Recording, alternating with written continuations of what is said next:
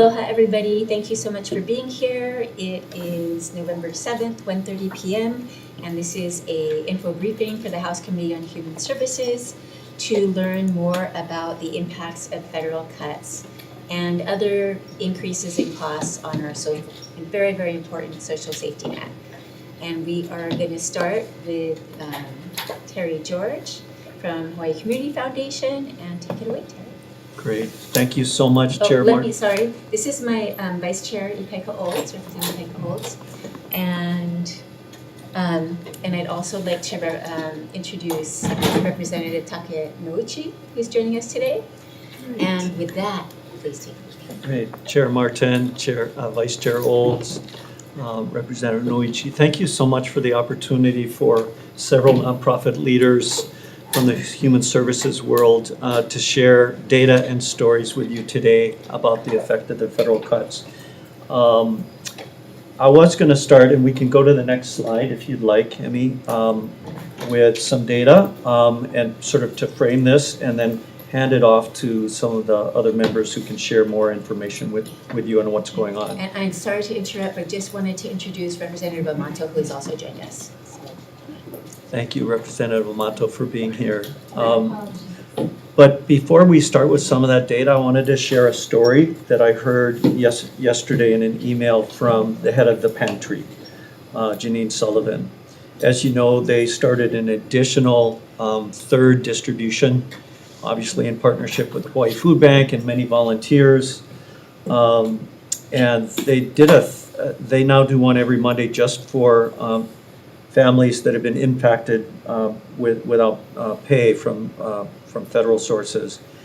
So on Monday, she says, we met Tiana, a 911 dispatch operator at Joint Base Pearl Harbor, who has 2 young children and a negative bank balance.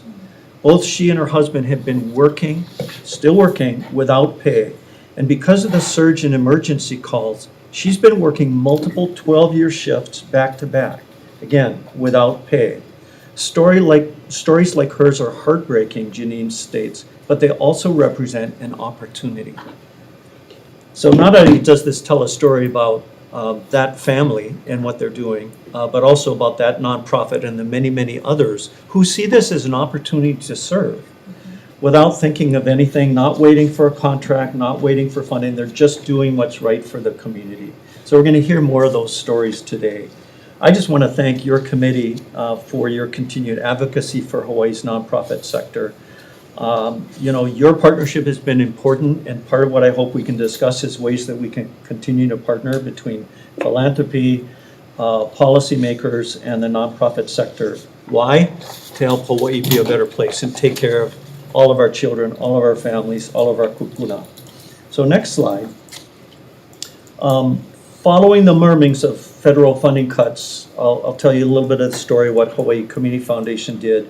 We commissioned first UHERO, and you'll hear from them, to conduct research in order to guide our own strategic reactivation just a month ago of the Hawaii Resilience Fund.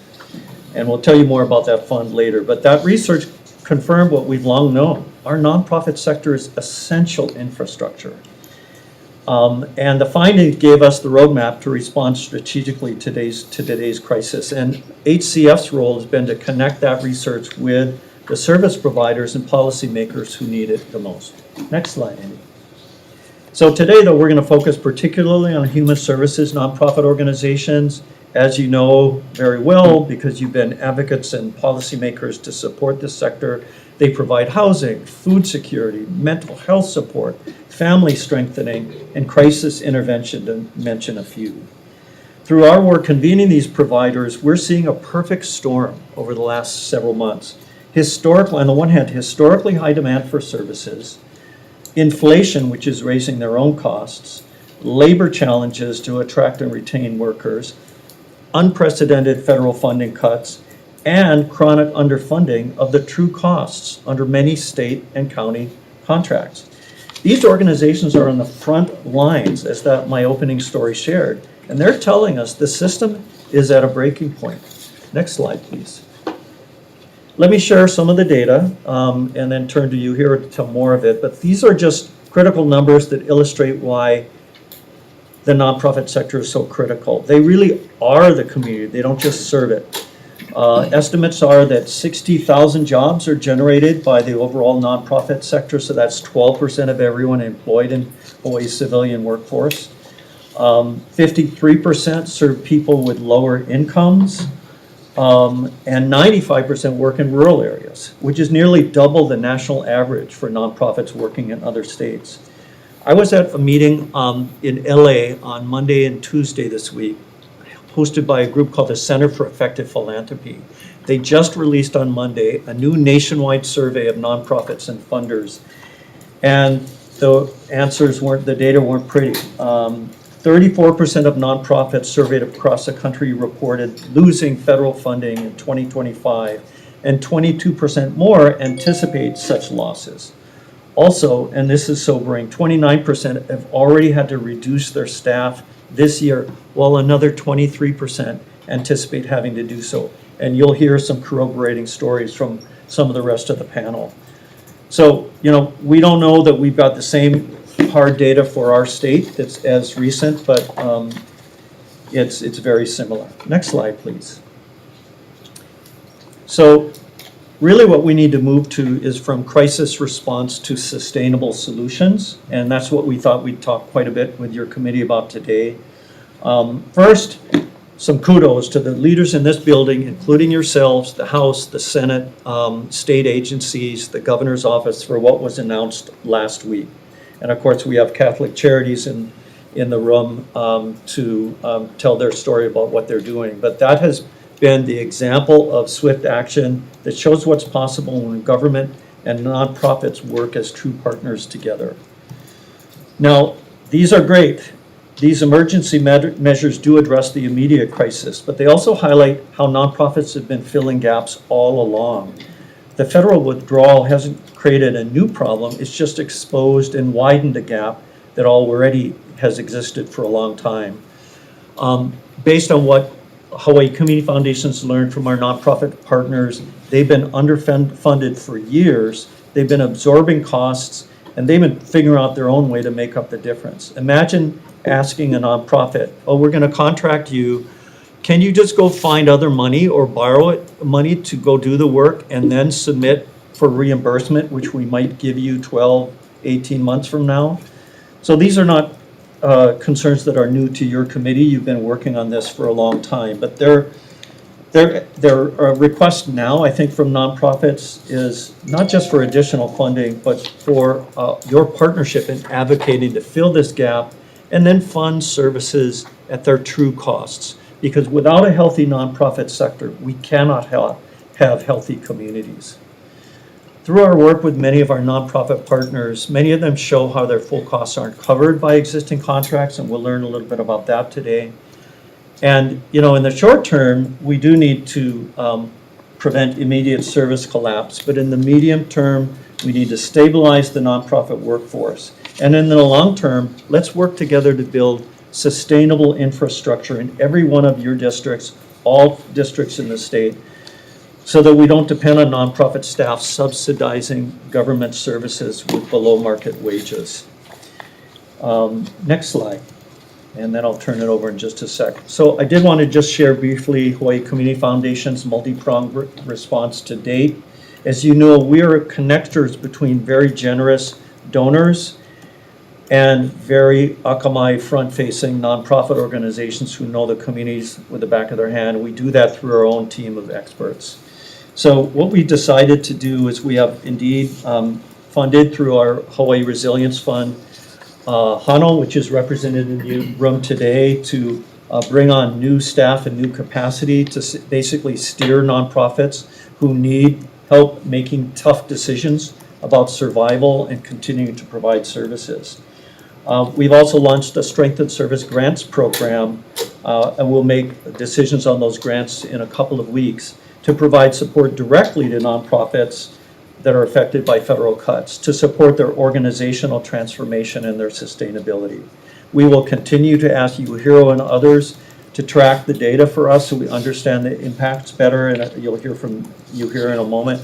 And then we're going to do ongoing policy monitoring, actively tracking federal, state, and local policy developments and offering whatever support we can provide and perspective that we've learned. So for example, we've been, I would say, cheerleaders in the wonderful bill, Act 310, that was passed to provide $50 million in state emergency funds to nonprofits. And we've all seen that the demand exceeds the supply. My one personal plea, based on what I've heard from nonprofits, is can we make those dollars not reimbursable? Last year, Hawaii Community Foundation approved and made 2,970 grants. Not one of them was reimbursable. And finally, last slide. We want to ask you in our Q&A section how we, the Hawaii Community Foundation, and how nonprofits can be most effective in supporting your priorities. I just think that together with committees like yours, I think we really can ensure that our nonprofit infrastructure gets through this crisis period strong enough to continue to support our communities for years to come. And with that, I'd like to turn it over to Trey Gordner. Come on up, Trey. Trey is policy researcher and data scientist at UHERO, the UH Economic Research Organization, and he's been integral in spearheading the research for our latest work with UHERO around the impact of the federal funding cuts. So take it away, Trey. Thank you, Terry. Good afternoon, Chair, Vice Chair, members of the committee, and guests. My name is Trey Gordner. I'm a policy researcher at UHERO, and today I'll be presenting a summary of a policy brief I authored entitled The Vulnerability of Hawaii's Nonprofit Sector to Cuts in Federal Funding, published October 2nd of this year and available at uhero.hawaii.edu. The purpose of this research is to provide an early warning system to identify grants, nonprofits, and subsectors at risk in advance and allow local leaders to prepare timely responses. Next slide, please. We developed a three-part framework for understanding the risks that nonprofits face. The first is what we call policy or political risk. This begins at the grant level. Which grants stand to be cut or frozen potentially by federal actions? Using official federal spending data, we flag all current grants and contracts to nonprofits with a place of performance in our state that meet any of the following conditions. They either have been subject to executive actions in the past year, that can be cuts, delays, freezes. They are similar to a grant or contract cut in another state, for example, using the same program code. They share keywords with executive orders or policy statements, such as DEI or green energy, or they are programs that are unique to Hawaii. So for instance, primarily serving Native Hawaiians that may not have national political support. After the policy or political risk comes the financial risk. This asks the question, what would happen to this organization if they lose their federal support? Would they need to shrink or close potentially? Using official IRS and Treasury records, we flag all nonprofit organizations headquartered in Hawaii that we estimate receive more than 20% of their annual income from federal sources, or that lack the assets to cover their potential cuts. And the third and final component is structural risk, which looks at the subsector level and asks whether groups of nonprofits providing similar services could collectively fill in gaps formed by federal cuts, or would they risk being overwhelmed? Next slide, please. So here are our findings for that first category, political risk. IRS records list about 8,200 501c3 nonprofits active in Hawaii.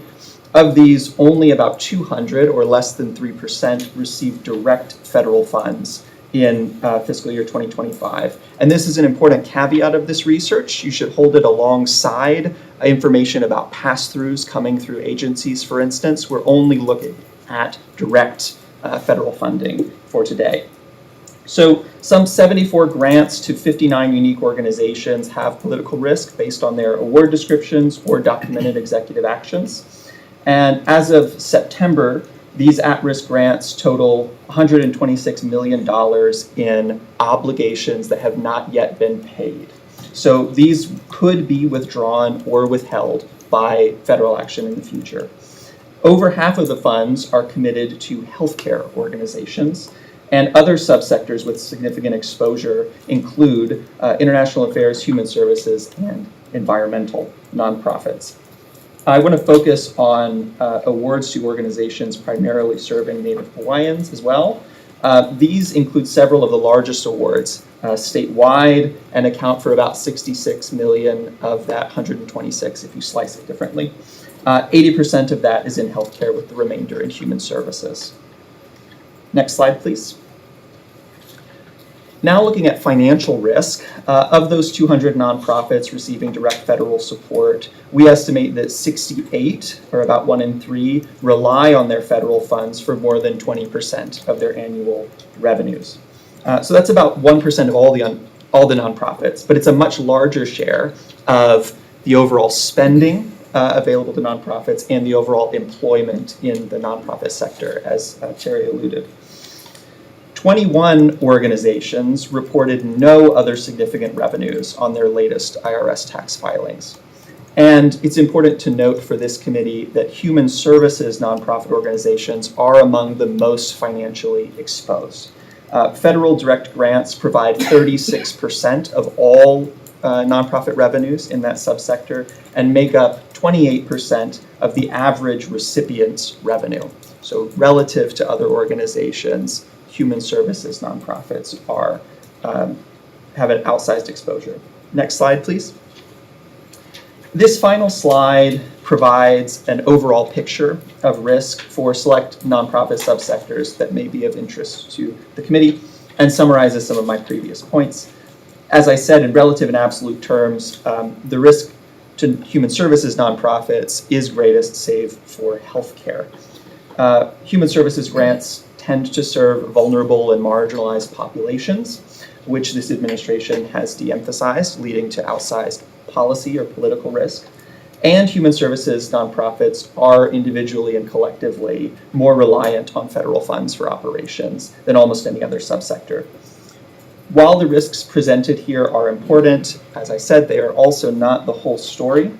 Nonprofits in Hawaii will face indirect pressure from the cuts in HR 1, the recent budget reconciliation, as you know, and also potential indirect cuts through pass-through funds. So from in economic terms, we see that the collective trend is one in which the supply of social services provided to nonprofits could fall while demand rises, creating shortages if we don't take action. Thank you very much to the committee. Thank you.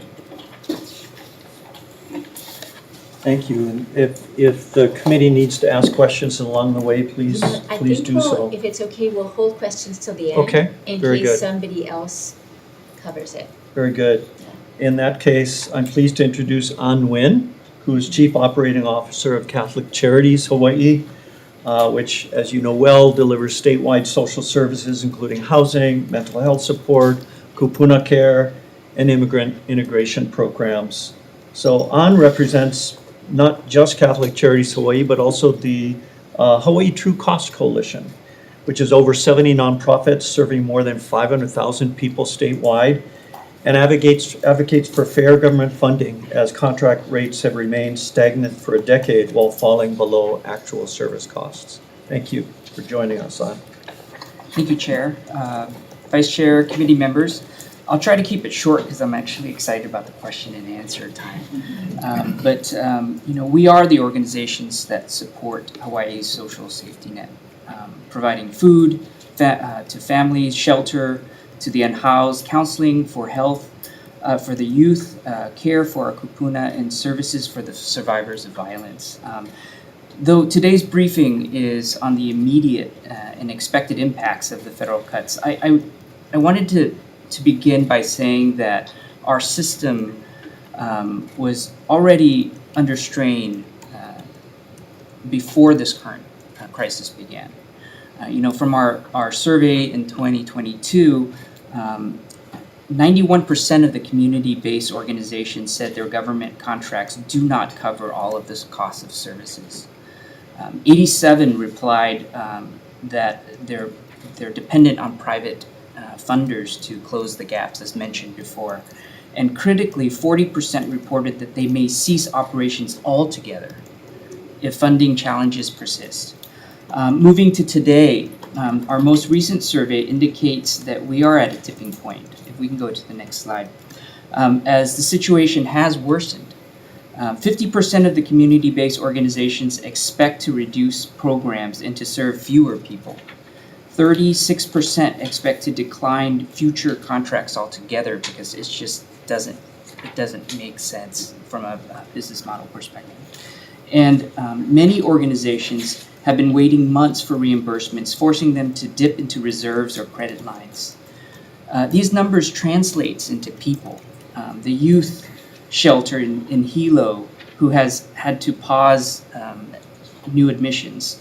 A family services program in Maui who has to cut case management hours.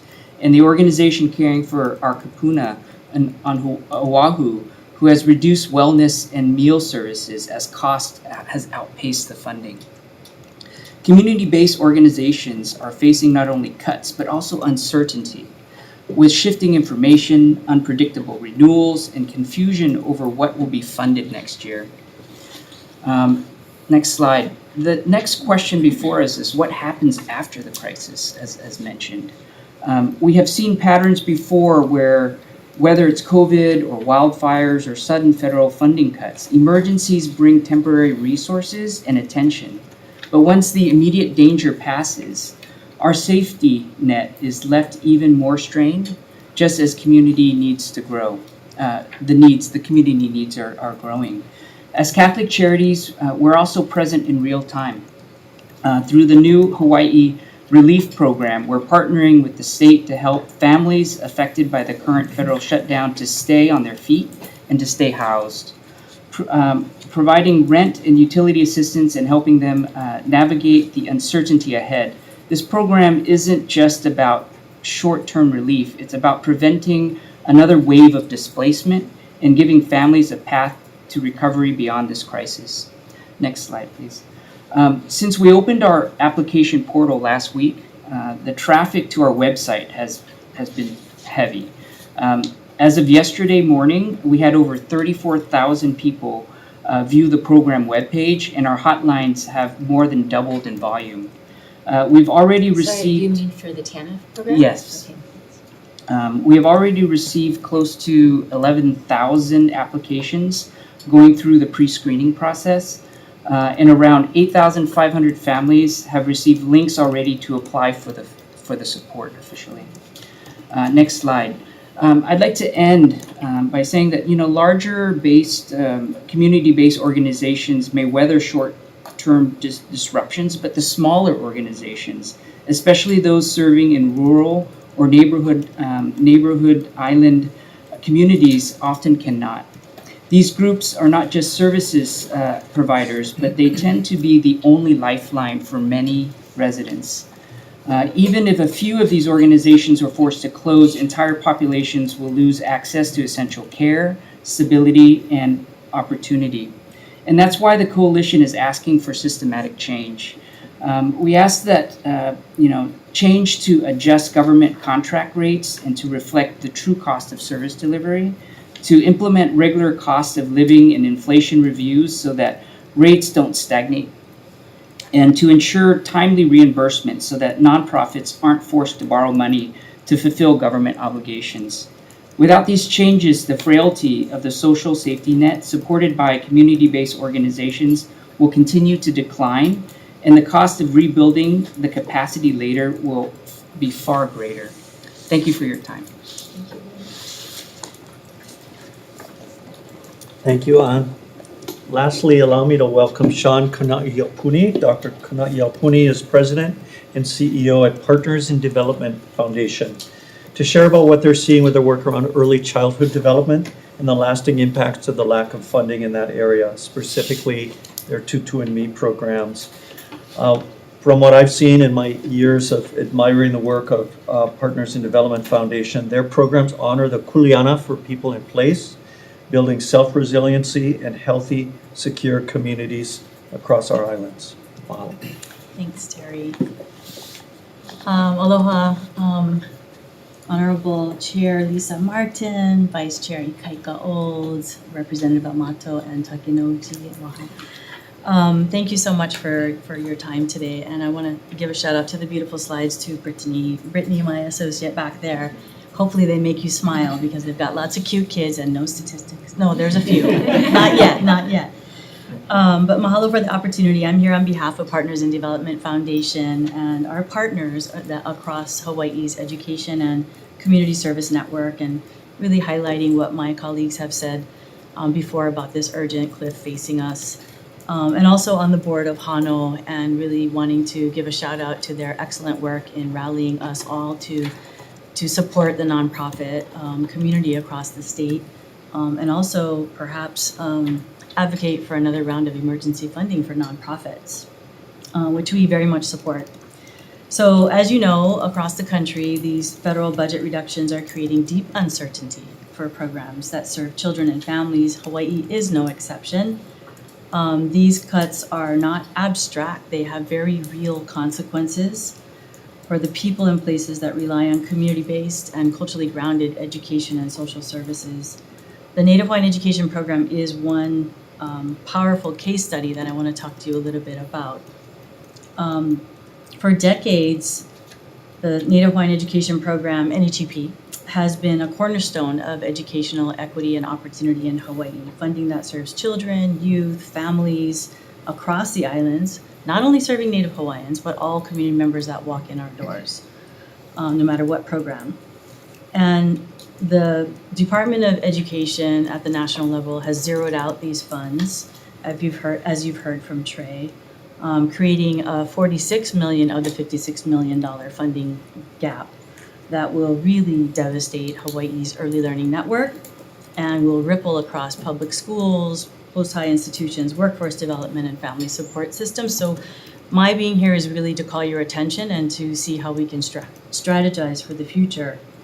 Next slide. The 20 million of these funds directly support early childhood education programs and serve low-income and Native Hawaiian families in rural, remote communities across the state. The remaining funds sustain youth mentorship, public and after-school supports, higher education, teacher professional development programs that keep students learning and growing. So the elimination of NHEP is not just one federal program ending, it's the unraveling of an ecosystem that, and these dollars fund dozens of nonprofits, schools, and community programs that work collaboratively to nurture Hawaii's keiki and ohana.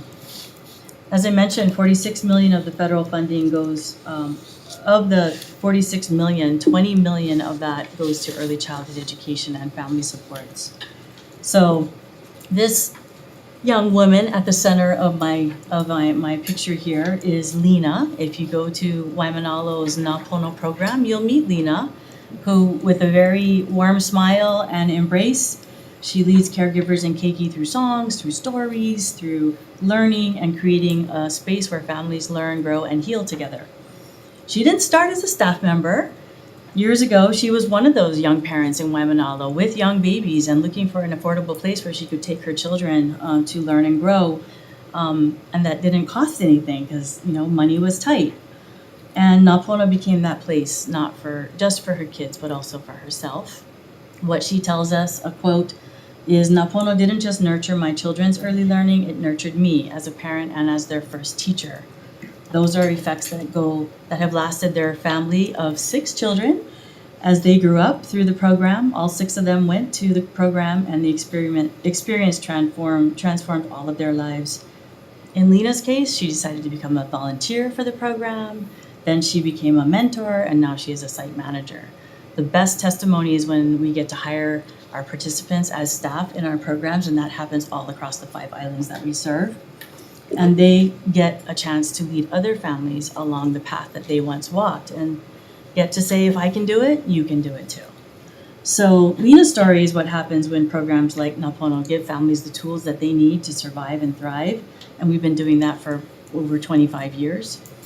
But today that support is at risk. With NHEP on the chopping block, this pulls nearly $46 million out of Hawaii's education system and the $20 million that sustains early childhood programs that are on this map, and you can see the before and after pictures. The right now picture is all everything lit up, and then the after is what happens when the funds go away with the cuts, I guess. And not only our PIDF programs, but also those run by INPEACE and our partner Kikiokaina, which together form our Eleu Consortium. So representing all of us and the deep, deep concern that we have for the families that we support.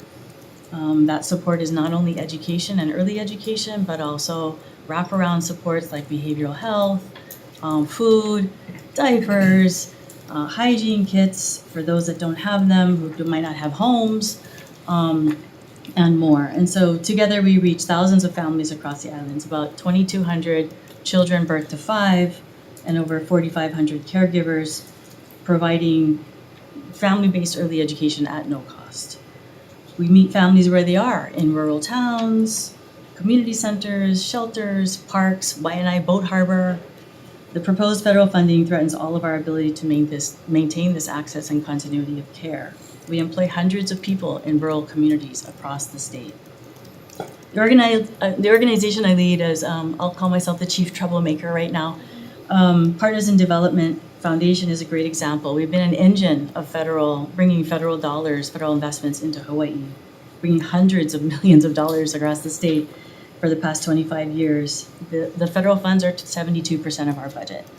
I used to be proud that we did all this work, and now it's like a big risk. And so how do we work together to make sure that our families and our children have the supports they need? For our early childhood programs alone, this is a loss of $11.5 million, and a funding cliff that jeopardizes the sustainability of Tutuimi Traveling School and Kapa'alana Homeless Family Education Program. Across 38 sites, I'm looking at narrowing down to 2. Where should I choose? I was talking about this the other day, and I've been asking other people, which 2 communities? I don't know, I need your help. These are essential family sustaining programs.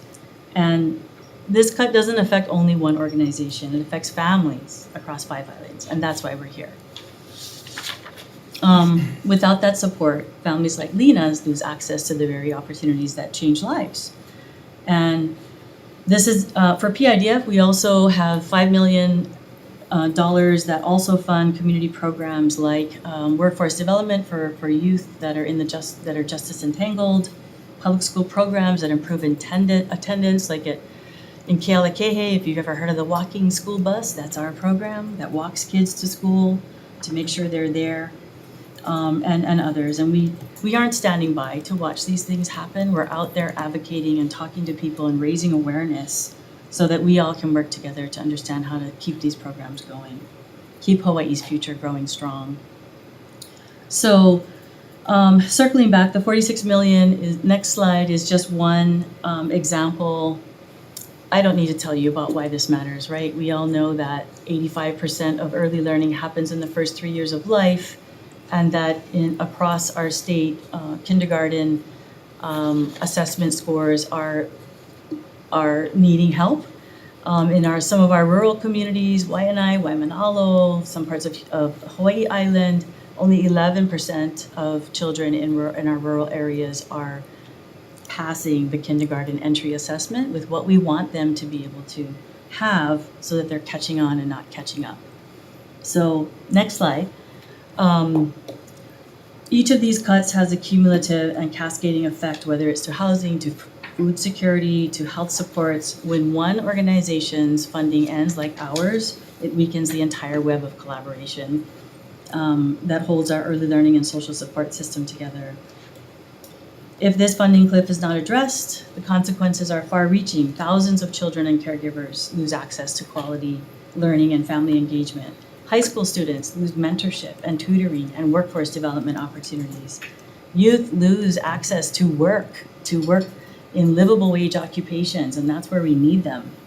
Public schools lose vital partnerships to improve attendance, behavior, and student success, and thousands of family members lose access to critical education, health, housing, meals, food resources, and trusted community connections. We were about to launch a big food distribution drive. Thank goodness we don't have to, maybe, for a little while anyway, to help our SNAP affected households on Monday. So we got good news today that maybe we use those resources in other ways. The point is, when we lose these programs, we lose not only services, we lose relationships, we lose trust, we lose opportunity that took 25 years to build and scale.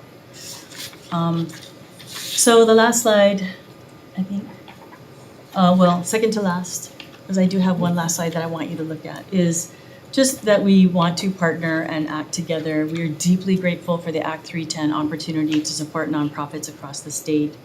And we know also that that's a short-term solution.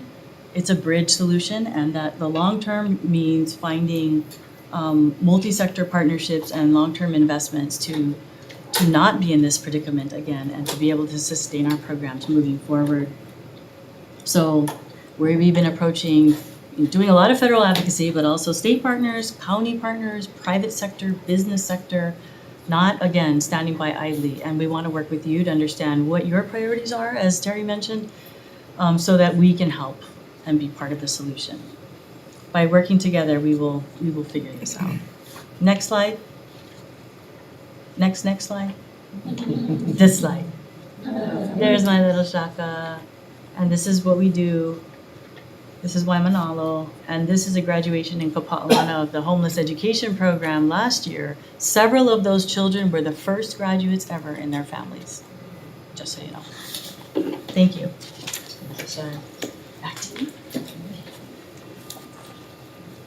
I just want to thank my colleagues for sharing what they're doing from the heart and the head in communities. So we're now open to any questions or any other insights you have for us on how we can work forward together to create a way out of this challenging time.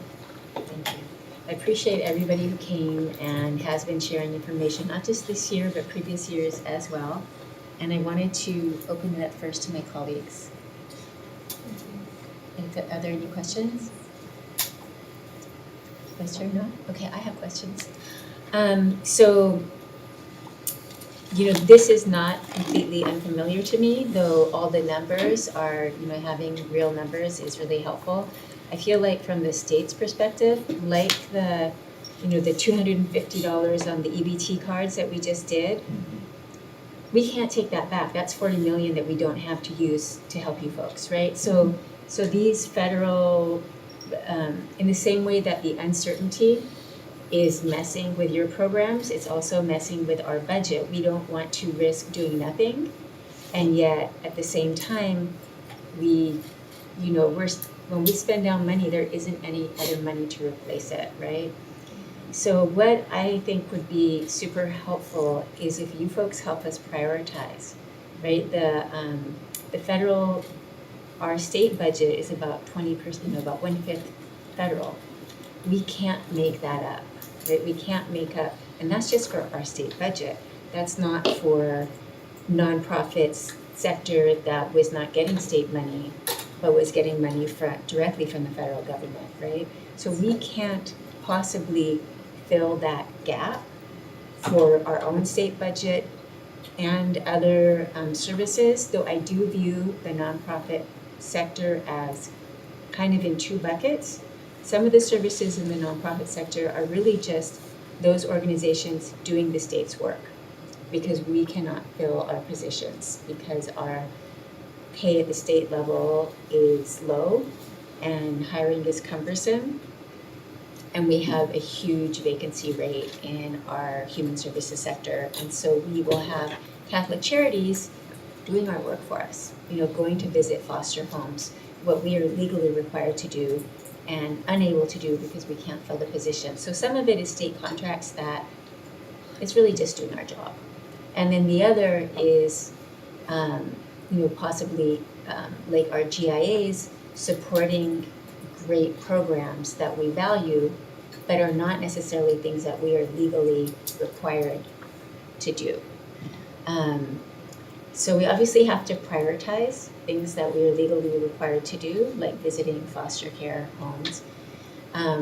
But beyond that, knowing that we can't fill everything, it would be really helpful, in my opinion, to have help prioritizing And it is my hope that the news we got very recently about the most recent election, it bodes well for next year. I really see the only way out of this hole as a change at the federal level.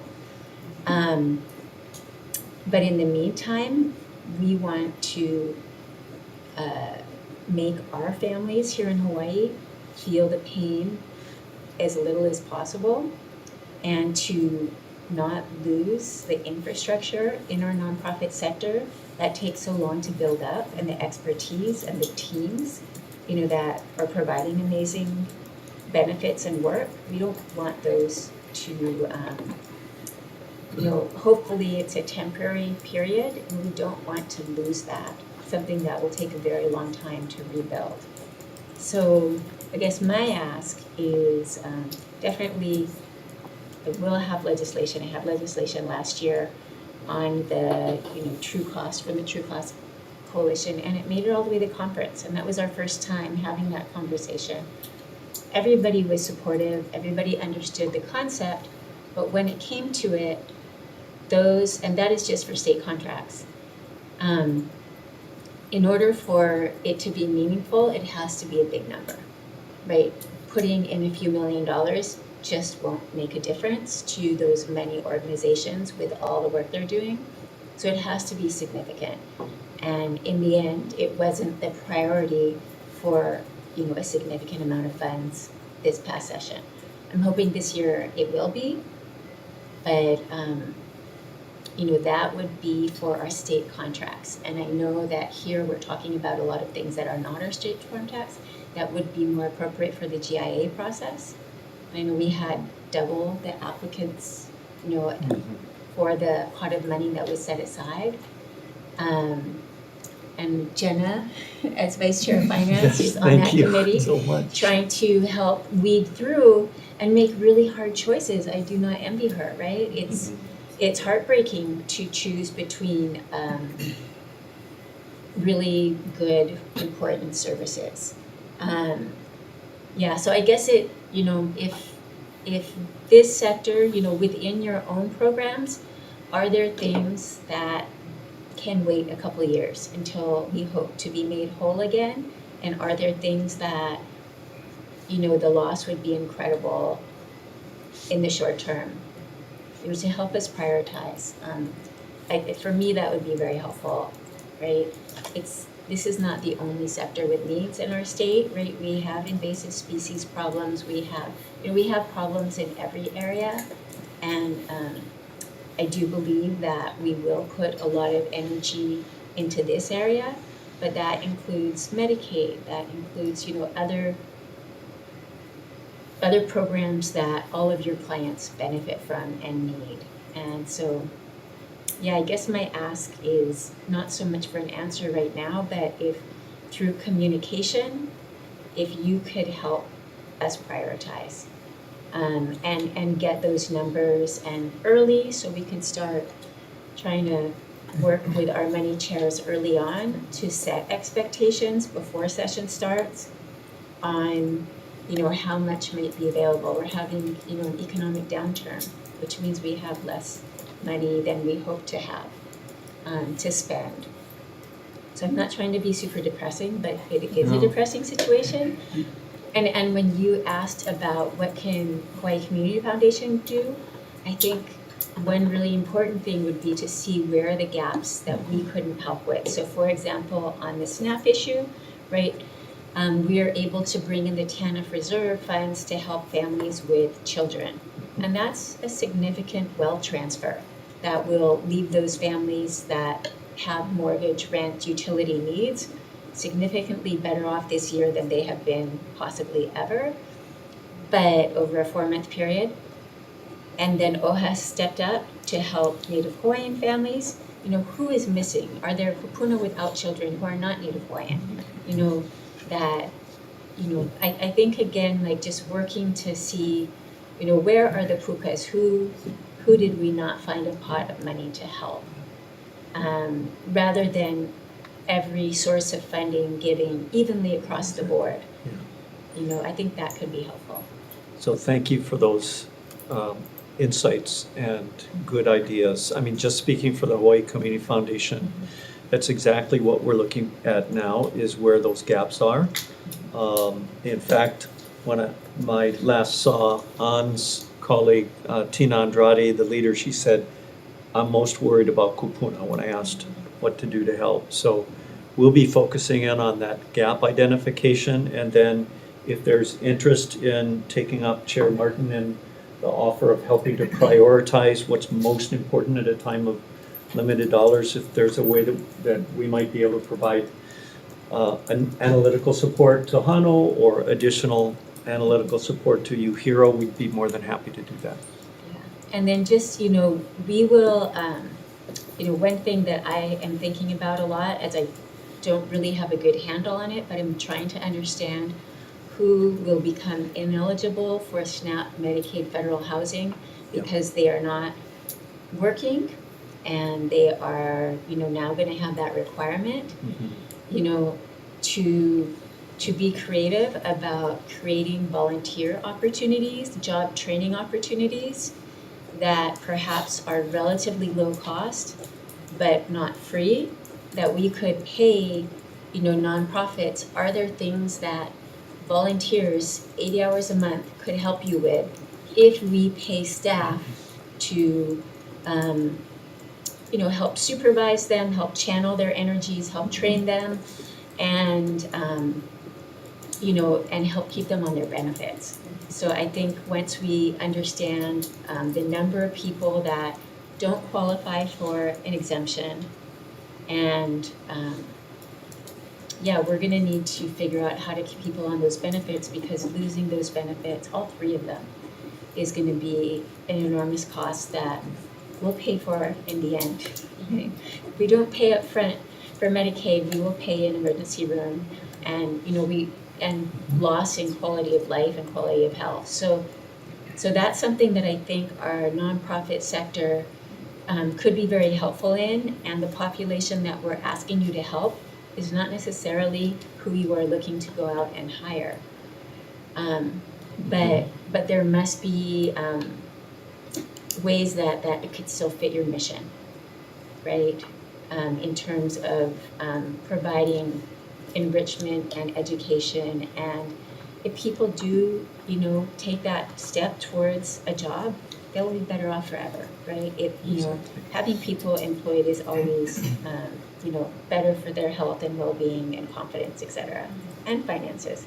So, I'm not saying that we shouldn't have that goal, but for people that fall through the gaps, I do see our nonprofit sector as maybe a source of help, and I don't mean for free, but a way to keep people eligible. So that would be something that I'm hoping the various organizations can think about, like, how could you be involved in volunteer programs and job training programs that we can qualify to meet the standards required by Medicaid SNAP. We always need people on our farm. Yes. Yeah, and and how good for the soul is that, right? Right. So, So Kupu's head, the Kupu organization, has got a lot of experience with volunteer work, and they're beginning to look at what they might be able to do. But unfortunately, what we've learned too in the nonprofit sector is supporting volunteers, especially those who haven't had the opportunity before, needs volunteer coordinators. So maybe that's where both a partnership between philanthropy and the limited dollars of the state that might be more targeted might have an outsized return on investment. yeah, no, I agree. And curriculum development, and I was speaking with someone, actually it's Aloha Care, and they have a program where they do training, providing English lessons, right? And I'm like, oh my gosh, what if we had some people who are native English speakers be the tutors, conversational practice, and then the other, they're getting their volunteer hours, and then the students are getting their student hours, and to think of win-win solutions that and hopefully we'll end up having a silver lining that some of these programs will turn out to be so helpful that we'll want to keep doing them even when we're not doing it to meet federal requirements. Anyone else want to respond from our panelists or perhaps from Hano on? Any questions come to mind since? No?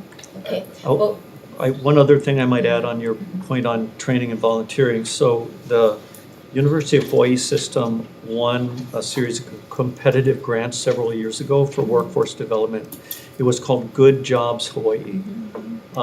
And it allowed lower income students to partner with the community college system to get non-credit but free training that then I think research from UHERO showed that those very people who got that additional training in skill areas in high need sectors such as healthcare and skilled trades and IT, not only did they get the training, but they got better jobs as a result. That should be able to count towards the 80-hour work requirement. Education absolutely Yeah. does, yeah. So that's another opportunity, and I think would be worth having a conversation with the University of Hawaii leadership to see whether there's something we can scale there. That is a great idea. Okay, well, you feel free. We are easy to find, so feel free to reach out to all of my committee with ideas and information, because session's coming right up, and we need to be able to make a case, and a case with tiered options in terms of budget. For the financial impact that this will have, as opposed to all the other also very important needs. And just to put it in perspective, in the Department of Human Services, we have a very large number of employees who are federally paid, but they are state employees, and we're paying all of them right now. And they are unionized, and if we don't pay them, they can bump people who are less senior than them and take their jobs, which creates total chaos, because then you end up with people in jobs that they are not qualified for. And so the state is working already just to keep that staff paid and in place and to weather the shutdown.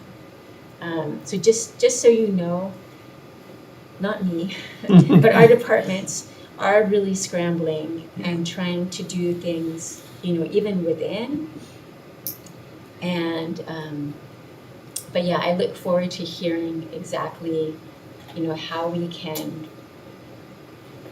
do our best with our budget, with our limited budget, and with partnerships, with creative partnerships, how we can find as many win-win solutions, keep everybody on benefits, and try to keep our most essential nonprofit programs open and keep that expertise and staff together. Exactly. Sounds like we're very much aligned, and we look forward to working with you together. And thank you for adding your additional perspective of what the state has had to bear to step up to serve our citizens. I can guarantee you it's happening in communities right now on the nonprofit side, as you well know as well. So natural partnerships, because we share values. We're not going to let anybody fall through the cracks, because that's not who we are in Hawaii. We take care of each other. We definitely try, but it's going to be harder because you can't print money. True. Yeah. Yeah. But I do hear you, and we did have a meeting yesterday about the insurance price increases, which I have been aware of as well, and we'll try to address that through both an increase in the contracts, but also through legislation to try to rein the liability in a little bit, so that it's not just exponential, which the insurers have a natural business need to respond to. Vice Chair Olds, did you have something you were hoping to ask about? Oh man, no, it's depressing for us on a Friday afternoon. it's bad news followed by bad news. We have to take a dose of realism, right? What's going on right now? And a year and 3 days ago, I was on the other side of the curtain. That was my last day doing street outreach. That was the last time I was working with my homeless families before I became this, and I had to wear pants. And just 2 weeks ago, I started to do outreach again. I finished my door knocking, and I engaged with a family of 3 that had 7 children that were living on a park. And we were actually trying to get them into Haliimiola. That's the ideal space. But in my previous life, we thrived off of the gaps filled by the state that were plugged by nonprofits. Yeah. And you got me with the darn children. Me too, every time I look at them. So very strategic, thank you. But I'm big on that. I'm very big on early childhood education, access to services for families with children, particularly under the age of 5. Yeah. But just a month ago, I was at a affordable Kapuna housing meeting with Kapuna there, and there's another side of that tape, and everybody's looking for money. Yeah. And I want to give everybody money. Of course. That's why my wife is in charge of the finances. But a few months ago, our previous finance chair had told us in one of our meetings, we talked about budget, when you engage with your nonprofits, you gotta start telling them to start tightening up their belts. With some of the conversations I've had and meetings I've had since, that has been kind of the narrative. I, of course, would love to give everybody cash. Everybody gets money, everyone's doing fantastic work.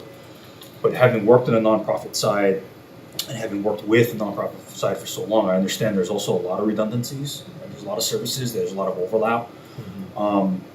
That it gets to a point where nonprofits battle each other for data, right? Everyone's driven by data, everyone wants, and when I used to work for Waikiki Health, I like to tell this story because I worked for an employee by Waikiki Health. I worked for the youth outreach, which is a joint venture. Yeah. Right? So we used to do outreach in Ala Park. That's not Waikiki Health's turf. That is Kalama's turf. Yeah. They had an outreach team out that day, and they saw our Waikiki Health lanyards. Ooh, they came right over to us, and we had to have a talk because we were in their turf, trying to steal clients. But in this time, it's very important for us to be realistic on what we have. We're living in a strange time right now. Tomorrow, a new executive order can come down, and it's just going to make everything crazy. For the nonprofits that are out there, they're doing that good work and are struggling. We will try. I will try. I'll introduce as many bills as I can to try to help people. Will these bills be able to make it to get funding? And we have to be realistic about that. And so, how many private-public funded programs are out there, right, where the state doesn't have to cover so much of those costs? For us at YO, we used to monopolize on practicum students. Practicum students Yes. fill so many gaps in Absolutely. our services in terms of providers. Yeah. It was vital for our operation to actually have practicum students, and we're very grateful that Holly Keepa had a fantastic relationship with social working students that had to come save away with us at our little facility. But this is very eye-opening for me, and I appreciate everybody who was involved in this. Just know you have my support. I empathize with everybody struggling to stay afloat, and then your clients.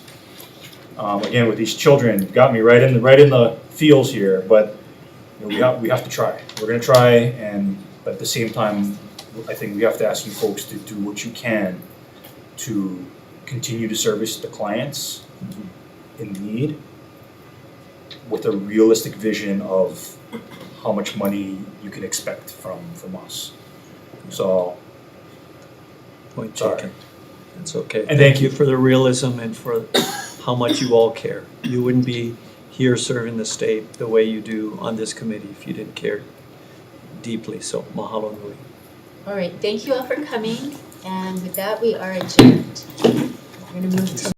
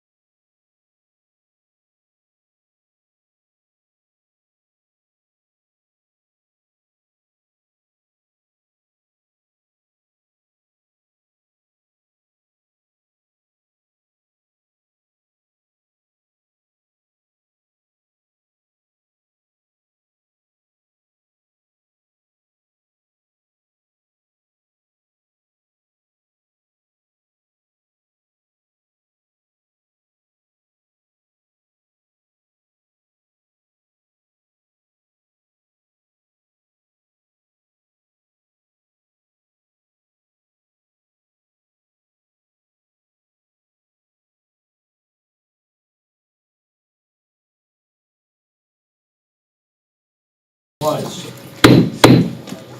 everybody. It is November 7th, 2:35 p.m., and we are convening an info briefing with the MedQuest program and the House Human Services Committee to get an update on some of our federal changes, short-term and long-term, and the plans to address them.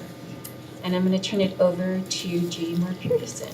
Thank you so much. My name is Judy Moore-Peterson. I'm the MedQuest Administrator. That's the title for the Medicaid Director for the state. We do have we have more than a few slides for you today, hopefully to share with you to help us walk through the program. Let's go ahead and move to the agenda. And so today we'll be covering some of the basics about what is the Medicaid program, some of the basic numbers. We'll cover a little bit about the shutdown and the impact of the government shutdown on both Medicaid as well as within our community itself. We'll also share about some high-level impacts of HR 1 on our program, and then we'll end with some highlights of some innovations that we are in the process of implementing that we would like to share to offset some of the negative, things that are happening within our program. So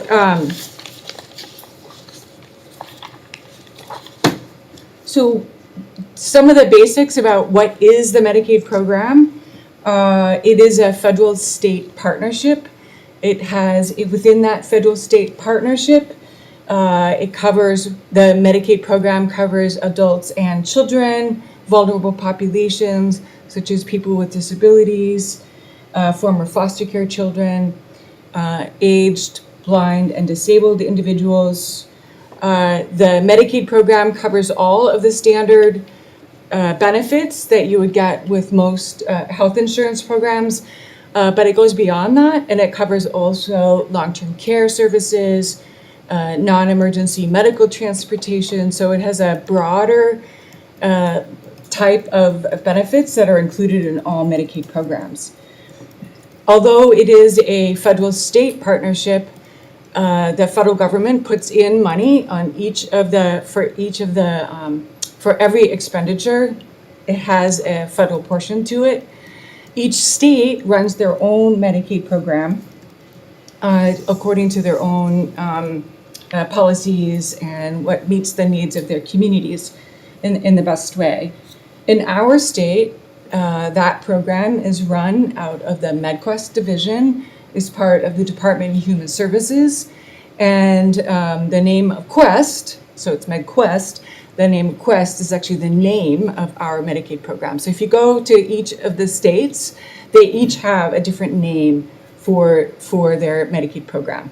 Sometimes it's called, like for example, in Wisconsin, it's Badger Care. Somewhere else, it has very different names.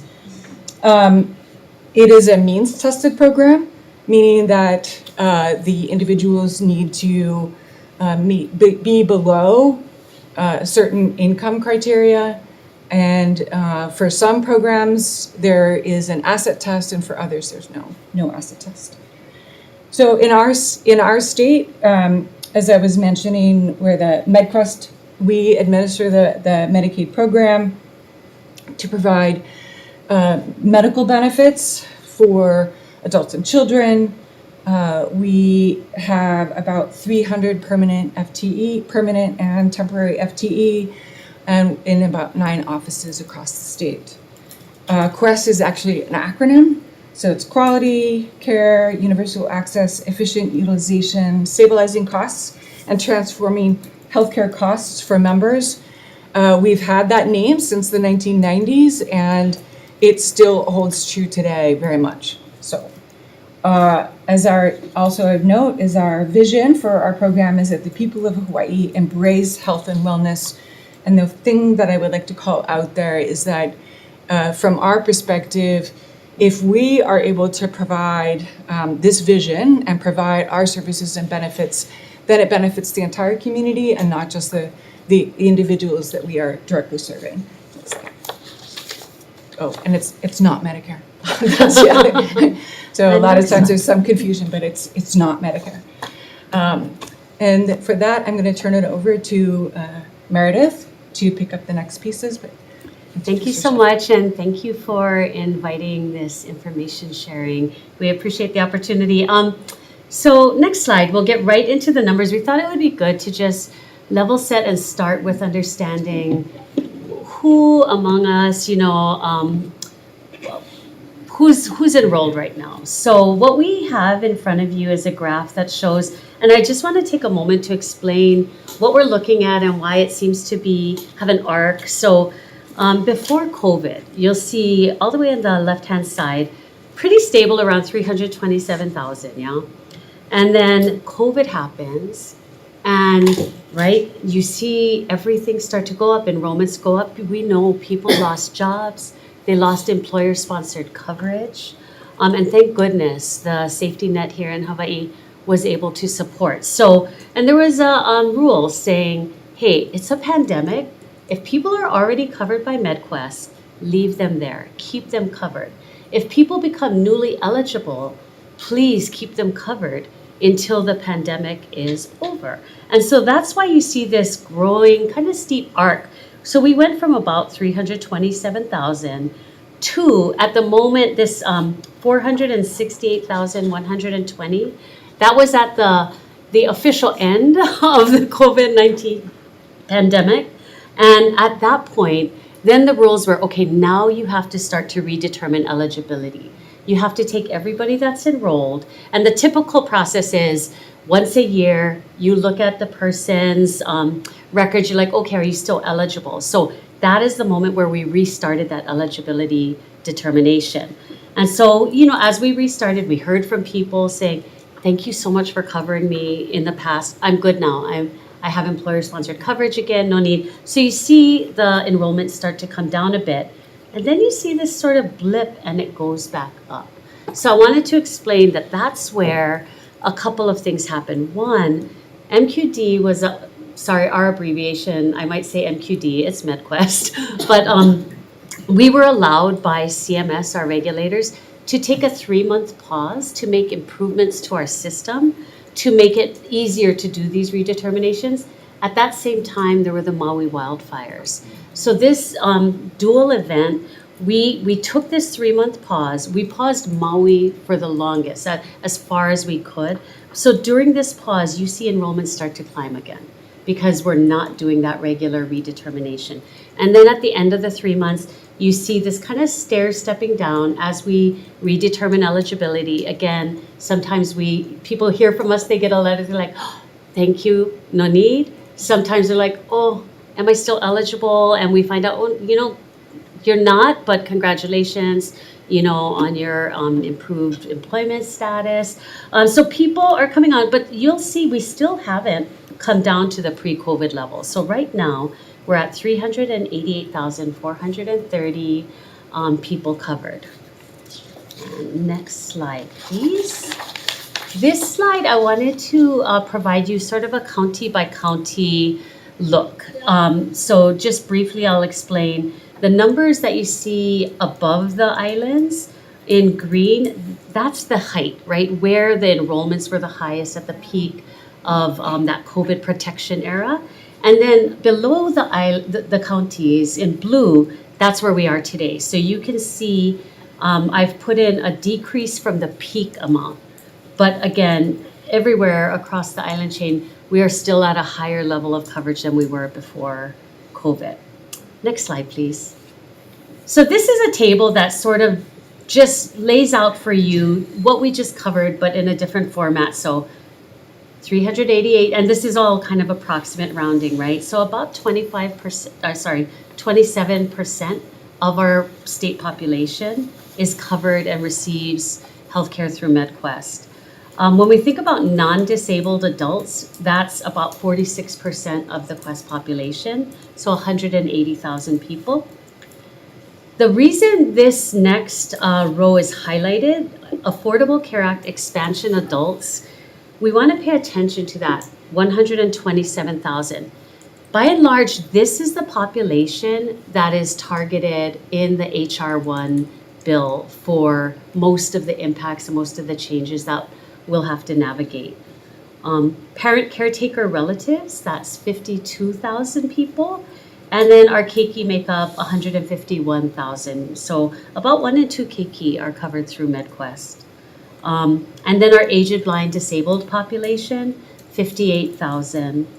And then these last two, we just wanted to be clear that we do receive federal matching rate, different percentages for each group, but on average, if you average everything out, it's just under 60% is federally funded and 40% state funded. I'm sorry. yeah. Can you explain for our committee the difference in the matches for our expansion population versus other Yeah. populations? Go ahead. I got that one. Yeah. So the expansion population is actually the matching rate is considerably higher than this base matching rate. So this base matching rate is 59, almost 60%. The adult expansion population is 90% federal. So one of the reasons that the HR1 then was able to save some of the savings that comes about is because the actions that they're taking, that Congress took, reduces the number of people who will qualify or are likely to qualify. They're likely to lose their insurance, which means has a greater savings than on the federal side, because it's 90% federal match. Thank you. And then finally, we want to make clear that the delivery system for care that we use here is managed care. We have 5 health plans, and they're all shown right here at the bottom of the chart. Next slide, please. Actually, next one. Let's skip ahead. Yep. Yep. All right.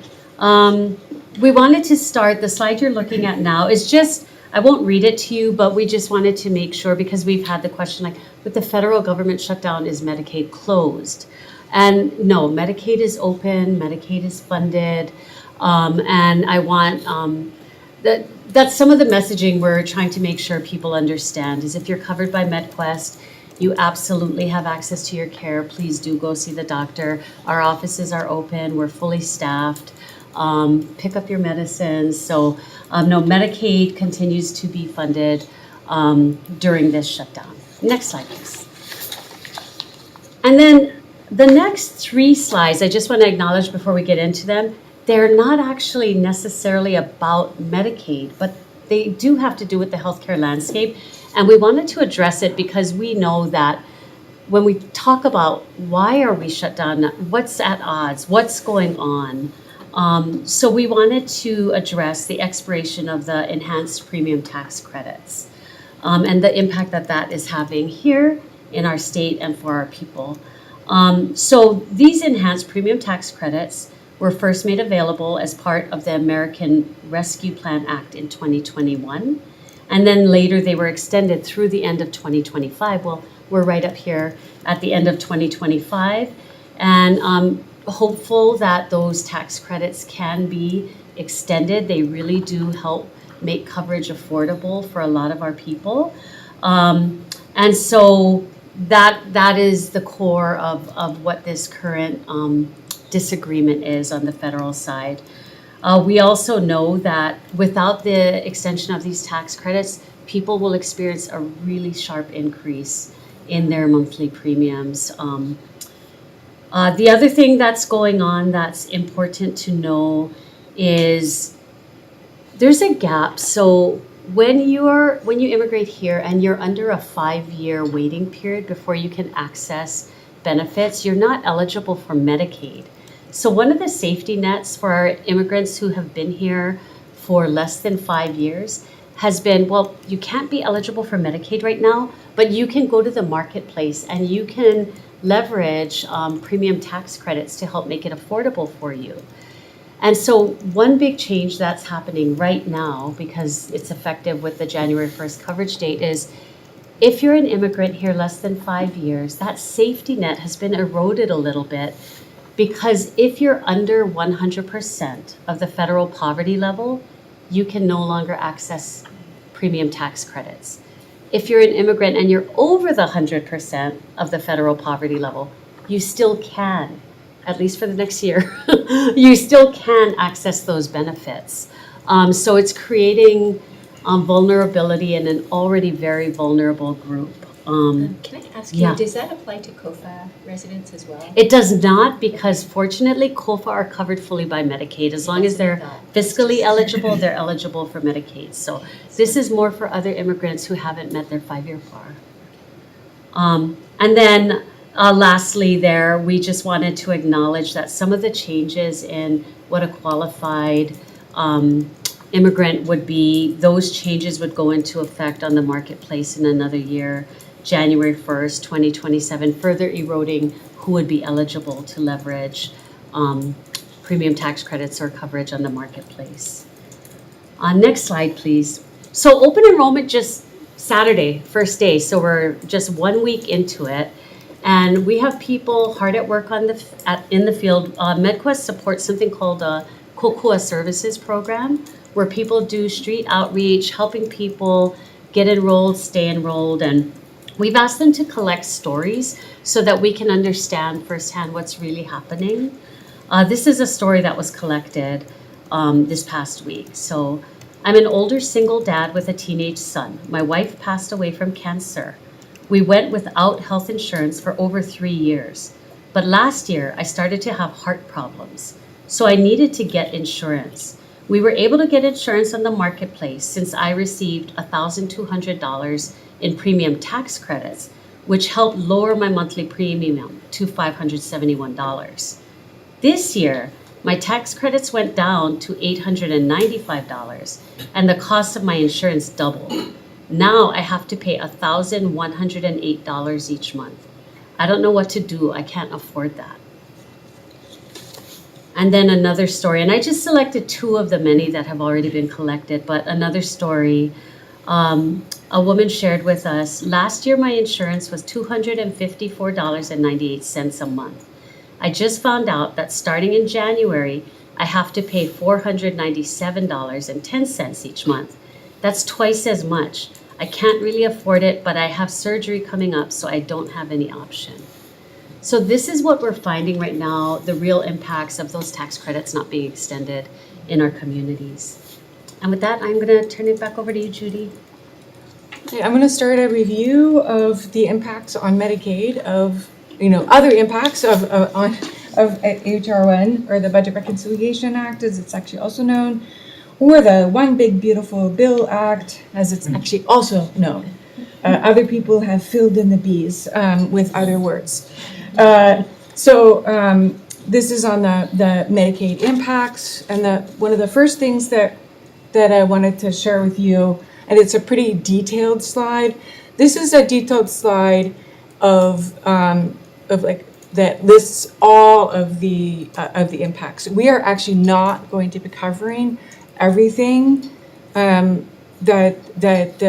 HR1, how it's impacting. We're only going to cover the major impacts, the primary ones that we're dealing with first. So, but I at least we wanted to make sure that you had that information for your informational purposes. Here we go. Next. And then one sort of category of impacts has to do with Medicaid eligibility. And we've broken this into a couple of different parts. First, on generically on eligibility, and then we'll do a deeper dive on the impacts on the ACA adult expansion population that we noted at the top, that Meredith covered at the top. So one of the first areas and you'll sense a theme here, is on immigrant eligibility. So prior to the passage of HR1 and still currently, as exists in current law, there's a broad range of non-citizens who qualify to be covered under Medicaid, and this includes individuals who are lawfully present, certain Cuban Haitian immigrants, domestic violence, asylum, trafficking victims, et cetera, and including the Compactor Free Association residents who are here. Starting on October 1 of 2026, that list has been narrowed. So there's a list there of these individuals who are currently present. They are lawfully present in our country and in our state, residing here lawfully.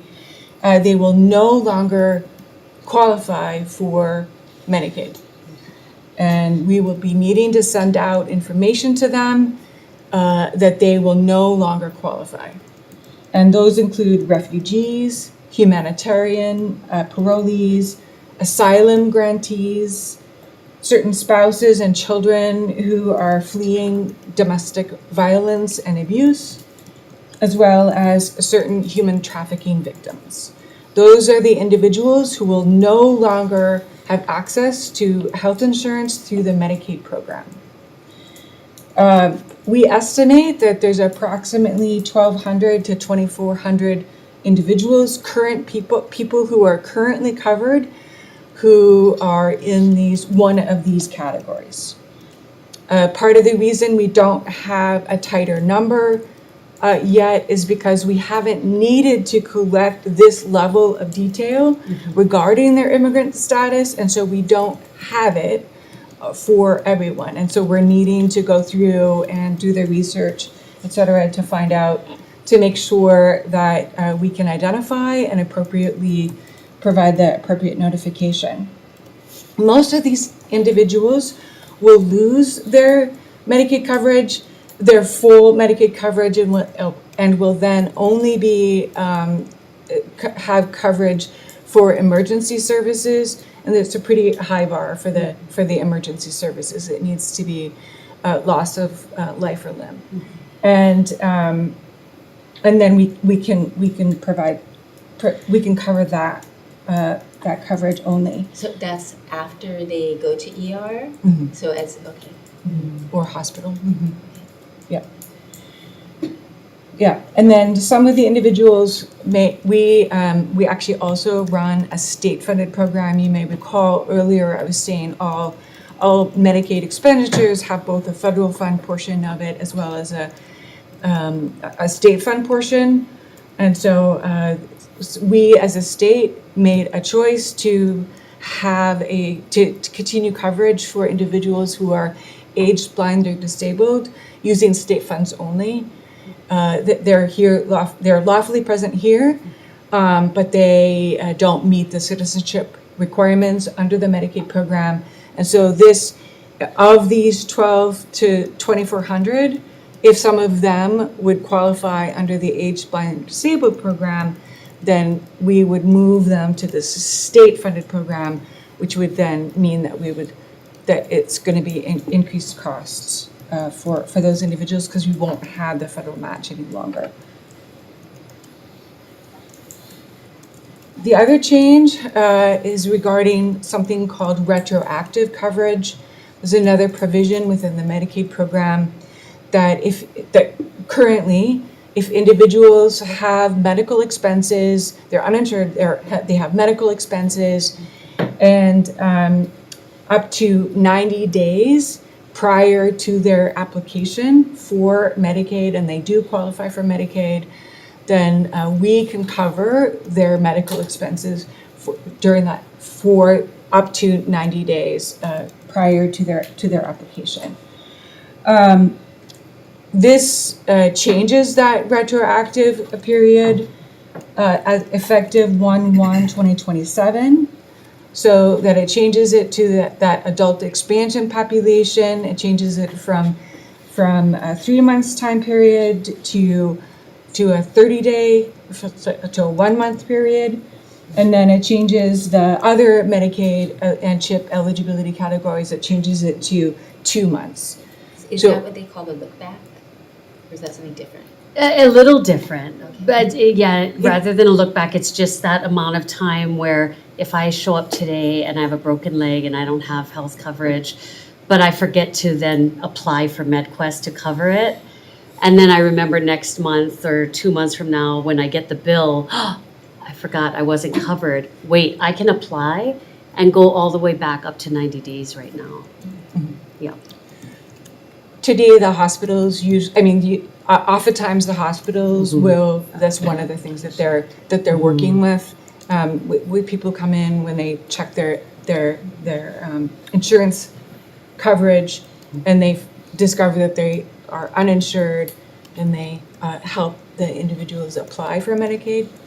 And then we're able to do it to cover them. So if those applications, or we don't know within that time period, that it leads to a couple of different factors. This has two different factors or impacts. One is on the individuals themselves, in that they are then responsible to make those payments. And so we know that medical debt up to the Affordable Care Act, up to the ACA, the passage of the ACA, medical debt was one of the number one reasons that people went bankrupt. It caused a great deal of damage to families and communities. So the ACA was able to help, and this type of coverage helps cover those debts. So we would anticipate that would go up if indeed people can't or don't get their applications in within those new shortened timeframes. It actually also will increase uncompensated care for hospitals, because again, if individuals would qualify for Medicaid, that means by definition that they're low income and have economically disadvantaged and have difficulties paying for those. And so hospitals then will deal with the increased number of uncompensated care along with other providers.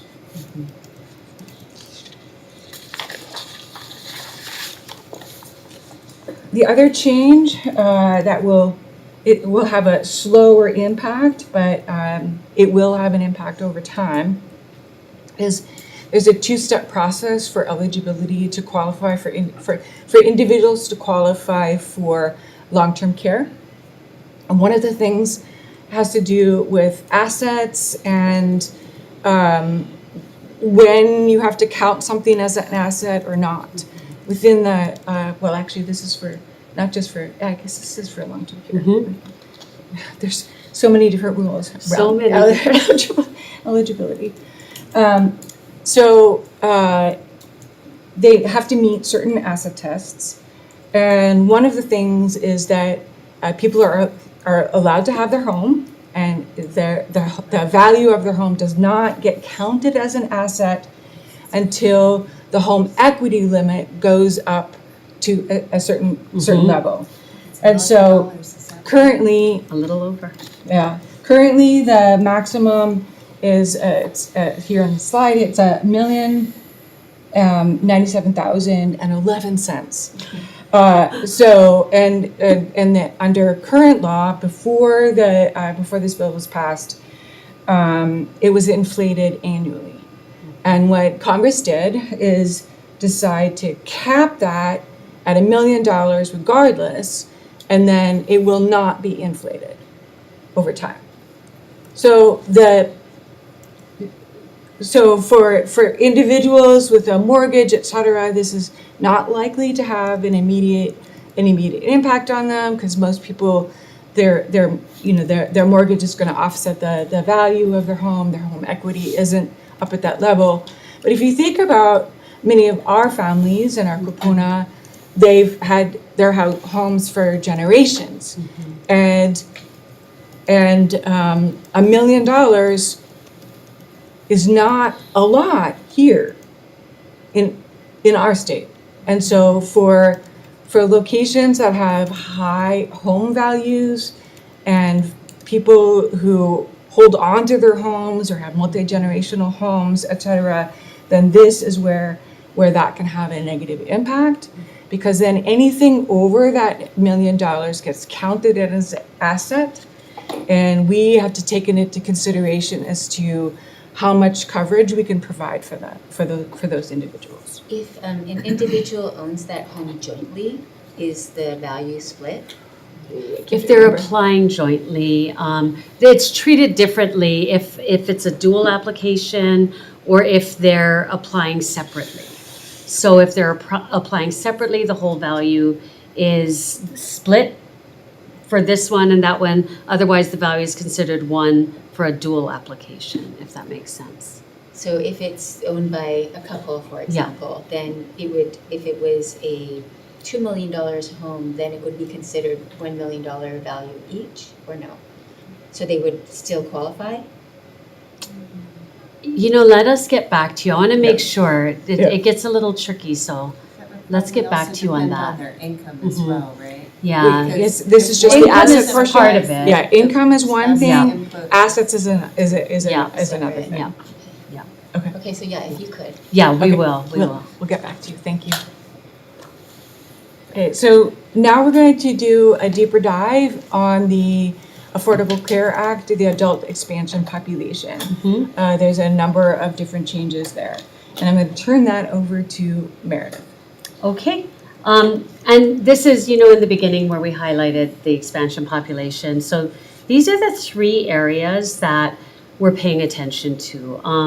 So number one, increase in the frequency of eligibility renewals. So right now, it's once a year. And we keep up, but it's hard.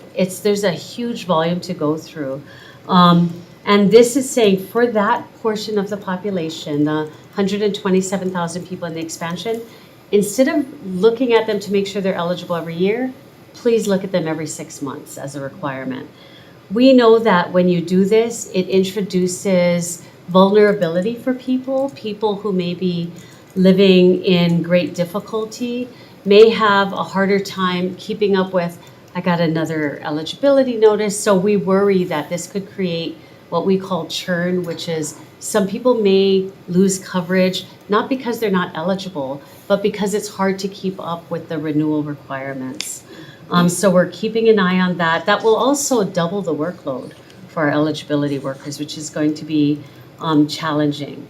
The second area, and we're going to spend a little more time in a couple slides digging more into this one, the work and community engagement requirements.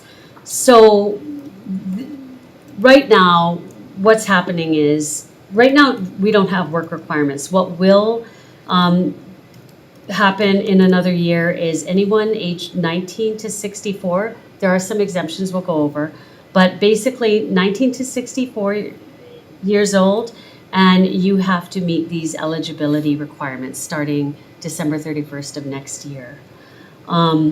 We're waiting, the Health and Human Services is going to issue an interim final rule and clarifications by June of next year. We can't wait that long, so we and all states are starting to make some assumptions on what the implementation rules could be. So that work is underway right now. Qualifying activities include employment, education, so if you're enrolled at least as a half-time student, or you perform community service. So we're looking for 80 hours a month, that's equivalent roughly to half-time, and you can combine all of these things. So if you're working for 40 hours a month and doing community service for 40 hours a month, you meet your 80 hours, and we'll go into a little more detail on that. And then the third thing is, again, something that our community is not used to that's covered by MedQuest, which is introducing mandatory cost share. So that's when, people go to the doctor and you have to, have a copay. This can be really difficult for some of our people living in poverty. The mandate is that it cannot be zero and it cannot be more than $35. So we'll be working in collaboration with all our healthcare partners and community to see how we move forward here. I want to note that certain emergency mental health visits, substance or alcohol use treatments, preventative services are excluded, so there's no copay for those services, as well as any services conducted at our FQHCs. Will not have to collect those copays. And again, that doesn't go into effect for a couple of years. So that's October 1st, 2028. Since that's farther out, we're not really focusing on it right now because we have much bigger fish to fry with the community and work engagement requirements. Next slide, please. Okay, so who doesn't have to meet these? We already talked about it's 19 to 64-year-olds.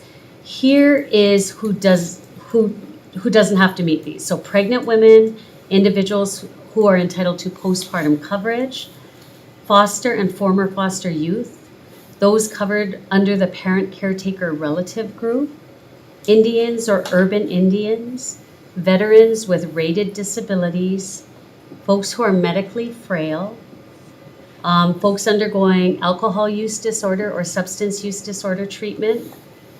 If you already meet the work requirements for TANF or SNAP, you don't have to additionally meet them for MedQuest. And then parent caregivers of a dependent child, 13 years of age or under, or of an individual with a disability.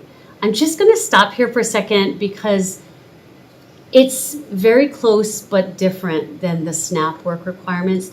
For SNAP, if you're a parent of someone 14 years and younger, then you don't have to do work requirements.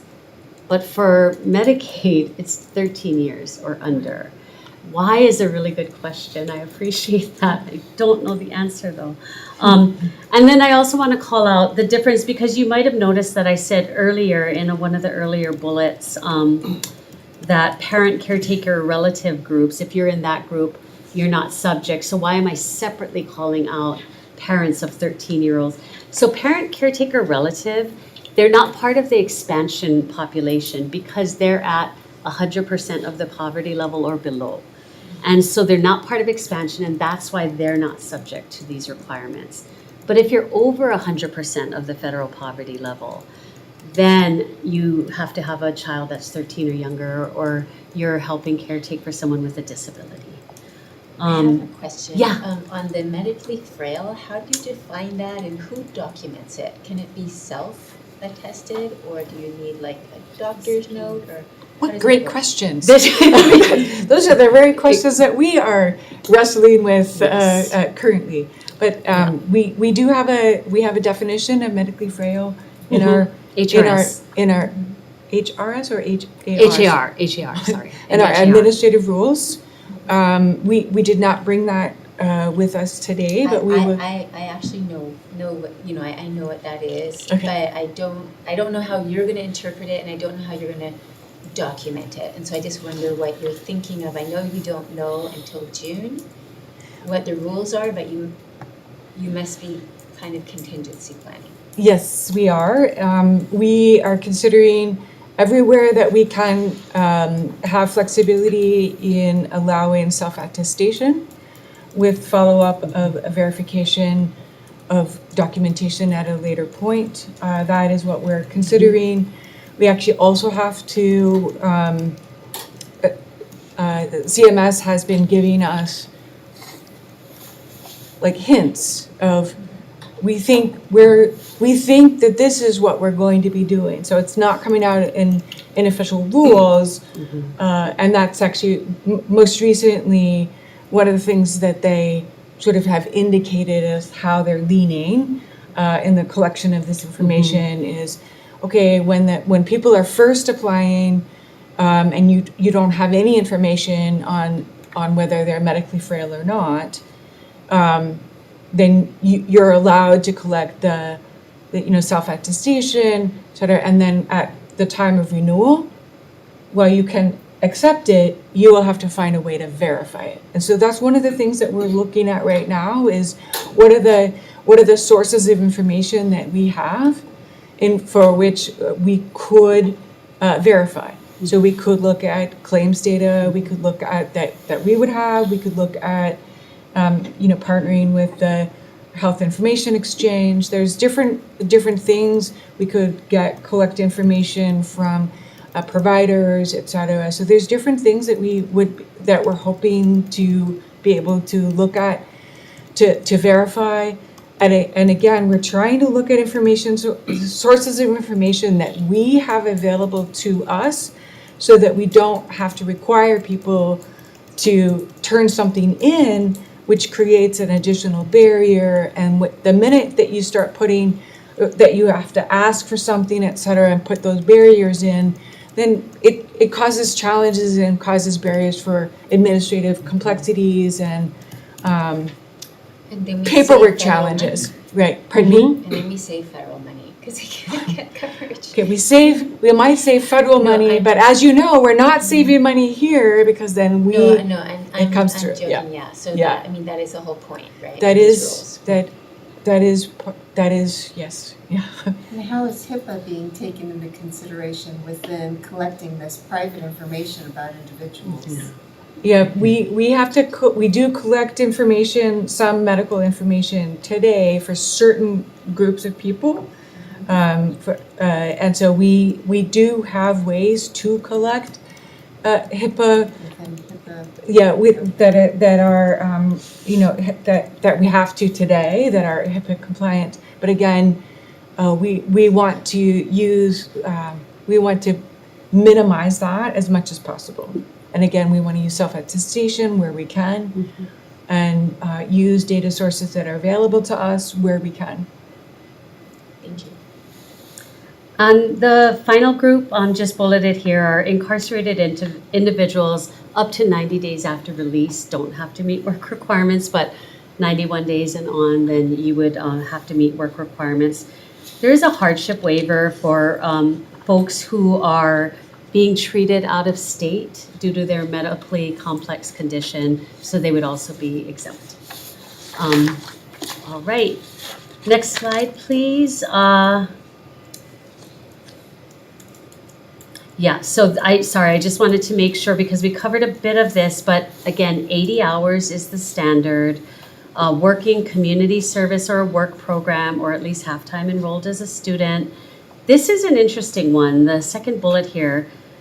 You can also qualify by having monthly income that is at least 80 times the federal hourly minimum wage. That wage is $7.25. So that totals $580 a month. So if you have, we believe the clarification is earned income of $580 a month, you also meet the standards of work requirements, and then you would be okay. Do you know if that is the same rule for SNAP and federal housing? I don't think it I have not heard is. that before. Yeah, We believe it is special for us. Okay, thank you.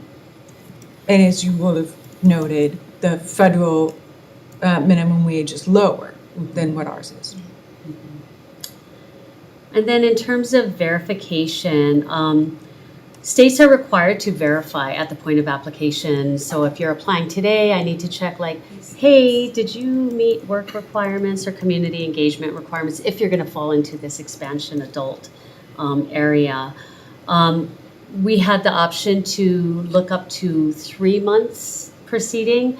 We think it would be beneficial to our community to just look at the previous month rather than requiring it for all 3 months prior.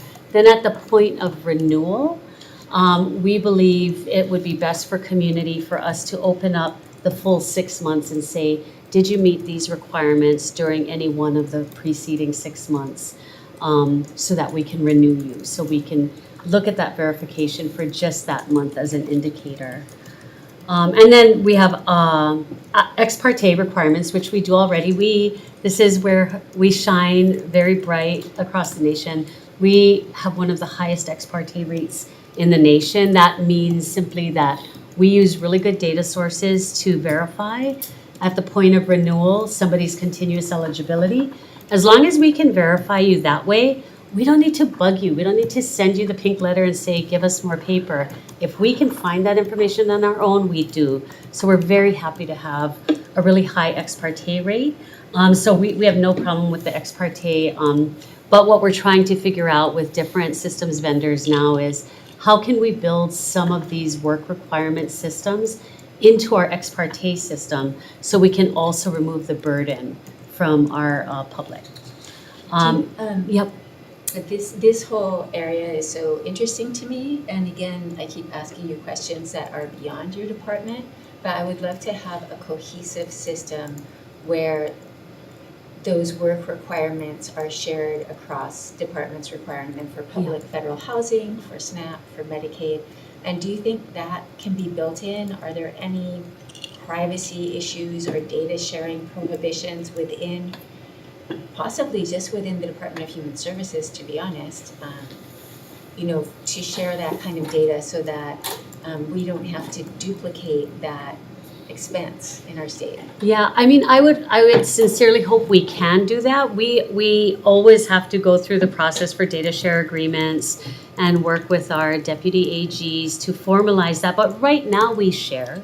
So for example, during our COVID, that unwinding period, we were fortunate enough to have our SNAP agency share with us information on people who are eligible for SNAP, because that was one of the, hey, if they're eligible for SNAP, that we could move that into our ex parte system and say, that means they're gonna be eligible for MedQuest, we can just renew them. So we have history. What about public housing? We haven't done that with public housing, so we should think about what that would look like and how we would be able to get there, because, what you're saying makes perfect sense. And we do know that enterprise systems, Dr. Sakura is actually also very interested in this particular area and is working with various different departments to see what's possible. All right, and then just noticing we do have outreach and due process requirements. So again, none of this is happening right now, and so we can't stress that enough because we're trying not to create despair right now where people should still be using their medical, going to the doctor. And we do have a requirement, people will be notified next year. If they're going to be subject to these work requirements, they will be notified well in advance of these work requirements, of their renewal. So nobody will be surprised or caught off guard like I didn't know. So we will embark on a outreach campaign to make sure people are aware. But again, it's a targeted message because not everybody will be subject to the work requirements. So we want to make sure that our aged, blind, disabled category people, our parent, caretaker, relatives, our keiki, folks who are exempt aren't hearing the message that they're going to have to meet these requirements. So we're working on what that messaging will look like and how to pull the right data to make sure the right people are getting that right message. And how are you going to include other stakeholders in helping disseminate that message, like nonprofits that maybe work with communities that don't speak English, or other insurance agencies, or how will you let them do some of your work for you? We love our community partners. Our health plans are tremendous. The way we got, through our COVID unwinding period was full credit to our very talented staff, but also to the many community partners that we work closely with, that amplify the message, that work with our shared constituencies to make sure people are hearing the message over and over again from different storytellers, from different voices, to get that trusted voice so that they hear it. And we think we'll use the same strategy because it works so well for the unwinding in using all of those community partners and healthcare partners. Thank you. Yep. We had shared messaging, shared targeting messaging that we ran past the community groups. We had the materials translated into 19 different languages. Yeah, so close to, I think, Yeah, 17, 18 different languages to try to get everything out and working with all the various different community partners. What happens if somebody is not compliant and they lose coverage? Like if they then are there rules around becoming compliant and regaining that coverage, and is there a lag or like with SNAP, there's rules about not. Yeah, they get kicked off for a period of time, Yeah. right? They can have it for 3 months and then But they can't sign not back on for us, yeah. if they become compliant, in other words, they get the 80 hours, then we are able to re-enroll them. And is there any sort of punishment, like let's say you, at that 6-month mark, you're like, oh wow, you've been on coverage for the last 6 months, but you were not working. Is there any penalty? No. No. And for the state, is there any penalty, like with our error rate, that we're penalized in terms of our cost share because we didn't keep track of that? Well, we would have had to make sure that they were eligible when they first started. So it could be, but let's just pretend someone was eligible, they'd done their 80 hours, we have documentation that they did their 80 hours, et cetera. We say, great, thank you. We enroll them. They're enrolled for the 6 months. They come up for their 6 months renewal. And it turns out, for whatever reason, they've not met their 80 hours during any of that time period. They didn't make $580. They didn't do any volunteer work, et cetera, nothing for that whole time period. Then we did our job correctly in determining them eligible, but then we will not be able to renew them. We would only be found in error, and then and bad things do happen to us when we have error rates. Not as severe so far as SNAP, but maybe that's coming down the line, but not right now. But then if we continued to cover them, that's when the error would happen. Okay. But then if we did the job correctly, then they would get dropped, those individuals would get dropped from coverage. Okay, so they would, let's say at that point you say, oh my goodness, you don't qualify, and here's a case manager that is going to help you get into a job training volunteer program right away. Then would they not be able to get coverage till after 1 month within Correct. a calendar month? That like 80 hours within a particular calendar month, or is it like 30-day period that could straddle months, or do you know? If I'm understanding, I want to make sure I'm understanding your question correctly. So if at the point of application, there were no previous months that they worked, but they had a guarantee that, hey, I have a job, or I have these community engagement opportunities coming up that I'm dedicating myself to. So that's going to happen. So can you please renew me? Is that? No, my question okay. is, you say, Yeah. oh my gosh, you are not qualified at For this 6 point. months, they didn't, Yeah. We're they going didn't to do anything. connect Yeah. you with a case manager Yeah. that is going to get you into a program so that you can qualify. So there is going to be a lag. I'm trying Yeah. to understand how long that lag is. Yeah. So let's say it's the middle of the month Right, and they start tomorrow. right. Is it a 30-day, a month-long period from I June hear what you're 15th to saying. July 14th? Or does it It have to is. be a calendar month that, okay, no, we have to go start from July 1 to July 31st? We typically don't run by calendar months. We typically run by, you're here on the 15th, and so A we can 30-day count. period. A Right, a 30-day 30-day period, yeah. period. Okay. But I want to follow up on a couple other things that you did say, and that one of the things is, it's like, oh, we're going to assign you to a case manager. Well, we do not have case managers that do that kind of work, which is different than what you might find with SNAP or the other programs.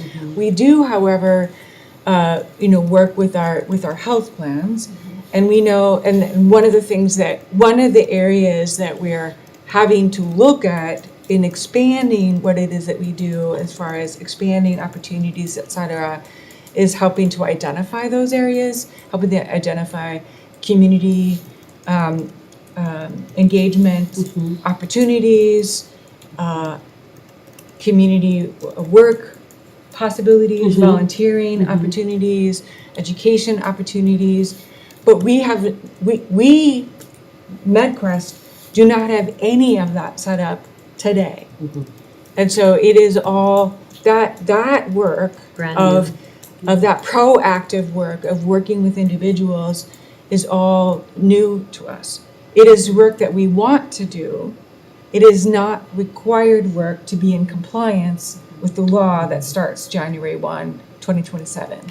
So we are having to prioritize our work right now in getting ready to be compliant with HR 1, which is determining whether people meet those requirements or not, and focus there.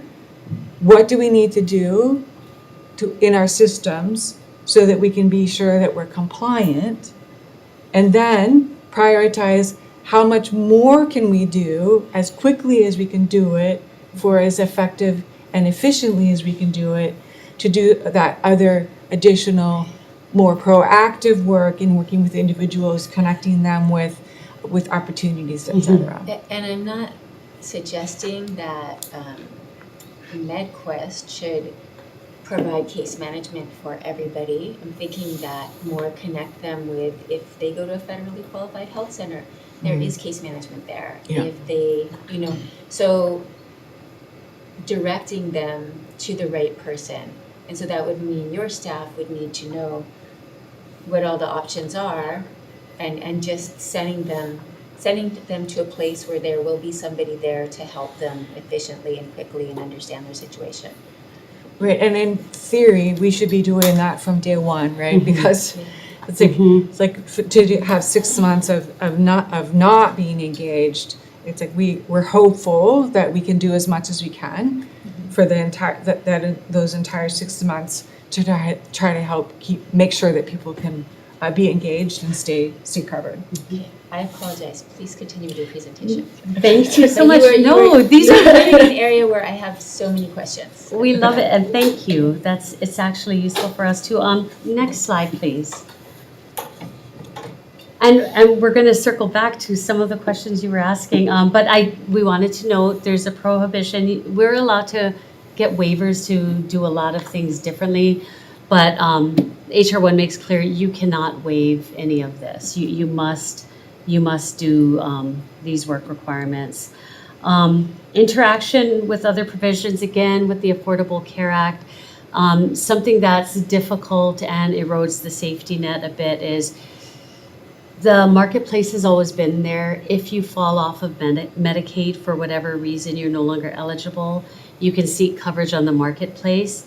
But there's a provision that says, but if you fall off of Medicaid because you didn't meet the work requirements, you are not eligible for any subsidies on the marketplace. So there's no safety net there. You don't meet the work requirements here, you get no subsidies there. So it's worth noting that challenge there. And then this prohibition on conflicts of interest. So basically this is saying, you guys cannot just have your health plans help you with this and have your health plans attest like, oh, we'll do this work for you. There are members, right? We showed you that there's 5 health plans. We'll just attest, we talk to these members, they're meeting the requirements, so they're good to go. We can't do that because it's a perceived conflict of interest. There's financial interest in keeping the members by the health plans. But the health plans are so excellent at working with the community, so we do want to figure out ways to leverage working with health plans to do things kind of like what you were just speaking about, Chair, of connecting with opportunities for volunteerism, connecting with work opportunities, and there's no prohibition from the health plans helping in that way, just from attesting. Is it possible for the health plans to provide you with data? So not just say, oh, they're eligible, but to be a source of collecting, no. So the eligibility, that some sort of electronic system will gather, like I did some gig work for this many hours, Correct. and I have this volunteer thing, and I Right. go to school, Yep. and all of that adds up to 80 hours, and that will, I as an individual be going online and inputting that, or how would it work? Like, I don't it seems so incredibly complicated. Thank you Um, for that. Yes, and it is. I just, Yeah. and Yeah. which is why we'd like to do it once, not for 3 different programs, but how could it possibly actually work? So these are all such really good questions. Today, from 6 a.m. to 11 a.m., because it was done on Eastern Standard Time, there is a huge long vendor fair just on this. Work requirements, community engagement requirements, different vendors nationwide. Everyone is pulling together to show what they can do to help in the ways you're talking about. So our technical team attended the session today. That was from 6 to 11. The next session will be on Monday from 6 to 11. They're gathering all the info, assessing, They've got some sort of score sheets with criteria that they're using to assess the different models that are being presented to see what makes the most sense for our specific and unique needs and what will make it always with the eye. Our North Star is always what will make it the easiest for our people, for our members, so that they're not having to struggle on the proof side, you know, that we can facilitate that in the best way. So we'll know more once we hear back about that assessment and what the solutions look like out there. Can I just add a little bit to, I'm sorry. Yeah. You were- Now, do you think that it's something that, for example, if there is a volunteer program at the zoo Mm-hmm. that is specifically qualified to be part of this, and they are possibly even getting state money to have volunteer coordinators and do this work, can they log the hours on behalf of the participants? We- If the participants are maybe not that tech savvy. Yeah. We're hoping that we Yeah. can find ways to have that happen. So we're looking at, as Meredith was noting, we're looking at like different, we're prioritizing different kinds of solutions. So the first layer of solution is data that is automatically available or that is collected on individuals that we could access. So you think about state wage data, we can have agreements with them to get that information on a regular basis. We can get information on what's some of the examples of income, Yep. other kind of income Yeah. data. So there's a different kind of data sources that are busily collecting this information on income. It's primarily on income, but there's actually also information on education. There's a national student something center, Database, verifying that's enrollment. verify, Yeah. college enrollment and training, et cetera. So there's different sources that are like that we would be able to automatically check to see and to clarify. Then the next set is information that individuals can consent to say, I'm willing to share this information. So it's consent-based collection. And there's a bunch of different data vendors right now that are collecting information on the gig economy or and other kinds of self-employment that are similar to that. So if you were an Uber driver, Yes. They automate, Uber yes, would and then enforce. me as a Medicaid member, I can consent to have that information shared. Now that requires action on my part, so it's different than the automatic data, but it's automatically collected and once I consent, it's automatically collected and then shared with us so that I don't have to do anything. It's already shared. We're going to have that. We're going to renew you if we can as another source. And then there's the other source of data that we're looking at and thinking about and considering is there's vendors or software companies that operate in the space called closed loop referral systems for health-related social needs, social determinants of health needs. And what they're doing is they're partnering with health organizations that when the FQHC or the community health center, the hospital, a doctor's office, they're doing screenings to say, do you have food security? It's like, how are you doing on your housing, et cetera? They're doing screenings on social factors that we know impact individuals' health.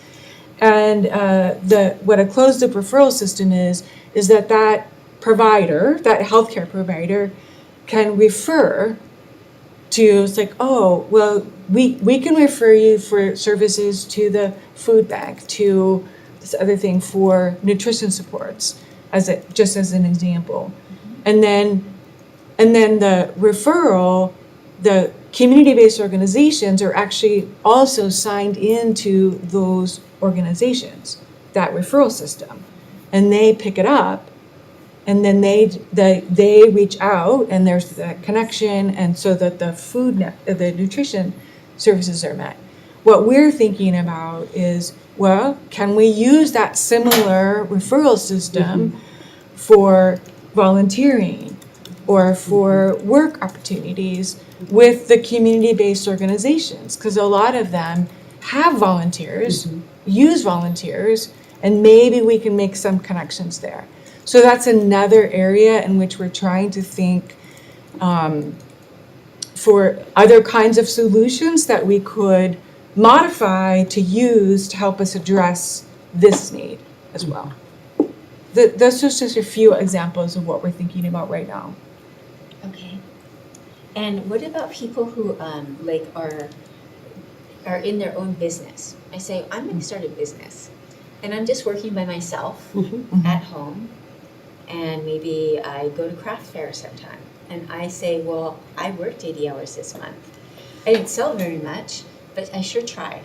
Like, you know, I think we would also work with that, and those are some of the things that we're working through now. But also for that person, if they earn through their, their own business $580 a month, then they've met their requirement. So I think we'll have a lot of people. That'll be a nice way for a lot of people to be able to demonstrate that they do meet these requirements, but say they're trying really hard, like you said. They didn't make $580 that month, but they can attest to, but I worked this craft fair and that craft fair and I did this. What we're looking for are ways to be able to document them. Yeah. Yeah, so as it comes together, it would be so useful to share that and to think how our different, stakeholders in the community could be helpers in that. We're right there with you. Okay. Yeah. Yep. We think that bringing in additional brains into helping us with this work is super helpful. I have a couple more slides and I'm going to move quickly because I know we've gone long. The next slide is just an overview, more of a myth-busting slide that we like to include, where people might be under the impression that nobody on Medicaid works, that people on Medicaid just sit at home and you're not working. And in fact, that's not the case. So this is just a study from Kaiser Family Foundation that tells us that, and this is a nationwide stat, right? So ours will be a little different, but nationwide it's showing that 44% of Medicaid recipients work full-time. Another 20% work part-time, 12% not working due to caregiving, 10% not working due to some kind of illness or disability, 7% not working due to school attendance. And you'll hear, like, these are all the things that are exempted from work requirements already, right? And then only about 8% are not working due to retirement or inability to find work or for some other reason. So it's a very small portion that would technically be the target of these kinds of work requirements. If we look at just our state, we know that of our MedQuest enrollees, 61.5% are employed, either full or part-time. So it's good to take all of this information in that context as well. So we don't think that, oh my goodness, it's everybody, right? But it's a matter of documenting that. It is a matter of documenting. That's exactly right. Exactly right. But it's not That's a sense very of these people are going to get to work. 'Cause many of them are already getting to work. They're there working really hard. Or they're caregiving. Yeah. And then so finally, before I turn it back over to Judy, next slide will show, because we know this is a question everybody wants to answer, and the best answer we have is a really rough and rangy guess. But if we base it on current trends of enrollment, we would say that based on the 6-month renewals combined with community engagement requirements, about 16% to 32%, which is a big range, right, of that expansion population, or 19,000 to 38,000 of our current MedQuest expansion adult members could lose coverage if we don't find the right exemption or we're not able to fully document their work appropriately. And then back over to you, Judy. All right. Thank you for hanging with us here this Friday afternoon. So, so some of this actually, of course, raises their broader questions. So, what are we going to do as a community to be able to respond to the what's happening? How are we going to support the health and well-being of our overall community, knowing that people are going to be losing their health insurance without other options for health insurance coverage? They will not qualify for the marketplace. They won't qualify for Medicaid, and some of them will actually lose coverage on Medicare, which we didn't talk about, but that will actually also happen. So we know that people will start to drop off of the marketplace if there's no, because of they won't be able to afford it, or certain immigrants will fall off altogether because they don't qualify any longer.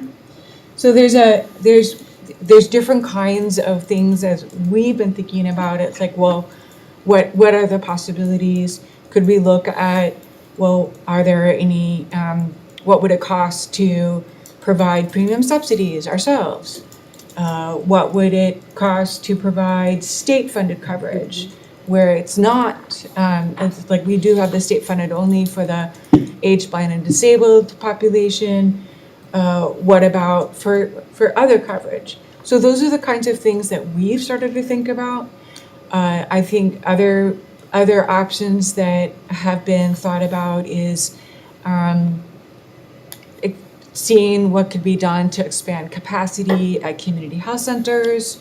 Although community health centers actually also have been facing some restrictions on who they're able to provide coverage for. Some of that would require obviously state funds. And so these are the kinds of things. It can range from, it depends on what it is that, where and what it is that the legislature hopes or wishes to help provide coverage, right? Mm-hmm. So, and the timing of that need would be this coming session because these some of it is this coming session because of the premium tax credits. Some of it is starting in 2027. We have an ask, a budget ask, although I should have looked it up before I came. As I said it out loud, I was going, oh no, I forgot to look up how much we asked for. But it's still being considered within the governor's budget, of course. It's not gone through any of this process. But we're estimating that we're going to need some additional dollars to help us get those systems that we were talking about before, because this is brand new for us, and to make adaptations to our current eligibility systems so that we can collect the information that we need to collect. So even if we have one system for covering all of these different areas, we still have to make changes within our system in order to accommodate the changes that HR1 is making.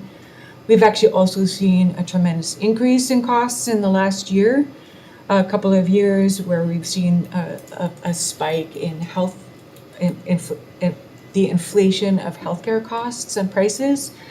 So, 10 to 20% for various different kinds of services, which was leading to, but could lead to a budget shortfall for us as well. We're still working on finalizing those numbers as well. Do you think that with the added requirements to be eligible, that people who are healthy will not bother and will get a smaller but sicker population that will be more expensive on the marketplace? Oh, for sure, for sure. That will definitely happen. And even with our unwinding, that's the other thing that we actually also have noticed, is that the acuity of the individuals who are remaining, they're the individuals who can't work as many hours, et cetera, who have health conditions, et cetera. So we have seen the acuity levels of our population increase. So do you have a budget request coming in to raise rates We do, for that? yes, we do. But again, it's early in the process, it's still with the governors, so we don't know what that process, you will get that information when the governor presents his budget.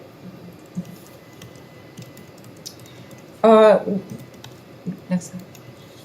So one of the things that we wanted to call out, one of the other impacts is that when you get an increase in numbers of uninsured individuals, it has a particular impact on hospitals, hospital systems, because they are required under a law called EMTALA, which is the Emergency Medical Treatment and Labor Act, to treat anybody who walks in the door for at least screening and stabilization. So regardless of their ability to pay. So as you find, as individuals are uninsured and can't afford coverage, then what happens is that they don't go into for care because they can't afford it. They don't go in for preventive care, again, because it's expensive and they can't go in. And so the only place that they can go is the emergency room. And that is the only place. And so that does lead to an increase in uncompensated care within the hospitals. So next slide. So some of the broader questions for our provider community, and that we will also as a community be asking ourselves, is how can we support the healthcare providers, et cetera, and going. The message that we want to have for our community and our members is please continue to go out and seek care. Please continue to seek care when you need it. Go in for your preventive care. Go see the dentist. Get your kids vaccinated, et cetera, so that because those things, they have not changed right now. So please do that. And then lastly, I will wrap this up with a couple of good news things here. It wasn't January 6th, it was January 8th. I have the wrong date on here. I put the wrong date. So, dang it. So, the Medicaid program operates using sort of like a contract that we have with the federal government. And one part of that has different components to it. Some of it's called a state plan, which is just the regular way of operating back and forth with the federal government. There's actually optional services and different kinds of waivers that we can have. And then there's like these big demonstration waivers that are known as 1115 demonstration waivers, where you can ask for waivers to run your program very differently when it comes to population served and the types of services that you're providing. We've had an 1115 demonstration waiver since the 1990s. It has to be renewed every 5 years. We got this waiver renewed the January 8th, so it's the wrong date in here. It's January 8th, not January 6th. January 8th, and with the prior administration, and we got a number of new innovations that we were able to get permission to provide. So, obviously a lot has changed since then. So the next two slides are showing you where things have been added and changed, and then I have a little updates on the green thing. Yeah, thank you. Going back to green. Go back to green. There we go. All right. So let's go there because I want to end on a high note. So these are the things that are in place that these are the things that we got permission for. Most of them have to do with health-related social needs or being able to cover additional populations. So what we were able to put in place as of January 1 of this year, because we got permission even before the January 8th, is we have continuous eligibility for keiki for 0 to 6, meaning that if their circumstances change, et cetera, unless they move out of state or don't want the coverage any longer, we will continue to have their Medicaid coverage for the keiki for that time period. And then from 6 to 18, they have 2 years of coverage, so it's a year. Automatically it's a year, and this extends it for 2 years. So 6 to 18. Now, unfortunately, CMS has told us that they won't approve it on a going forward basis, and have already asked us, like, what are you going to do to make this stop? And we're After going. the 5 years. And we're That's what saying, we yes, we're saying we're not going to stop it during this Yeah. 5 years. We're going to keep going during these 5 years, and Hope for change. we're just going to we're going to go for as long as we can go. So that's the really good news. I'm going to cover the medical respite and then come back to the nutrition supports here just momentarily. So medical respite is for individuals who are houseless and have a complex medical need. It's a short-term stay for either pre-procedure or post-procedure, or they need to, or individual needs to recuperate from sort of a stay in the hospital for something. So think pre-procedure. If you're thinking about that, think colonoscopy. For those of you who are 50 and older, think colonoscopy and the prep that you need for that. And think about doing that as a houseless person, right? It's like, no, not good. So this is the kind of thing that we are able to provide coverage for. This was a brand new service for us. There are currently in our state, there are some places that are doing medical respite, but they're not able to get Medicaid payment for it. And so we just recently issued a multi-page document, I think it's 60 pages or so, on this medical respite benefit to be implemented as of January 1. So our team worked really hard to get that in place, to get the guidance together, to be able to at least roll this benefit out as quickly as we could. And then the SNAP benefit cutting off prompted us to see if there was anything we could do on our nutrition supports benefit, if we could implement or pilot something. And so we will be piloting with our community health centers and our health plans a fruit, and again, this is just a pilot for the healthy fruit and vegetable and protein boxes.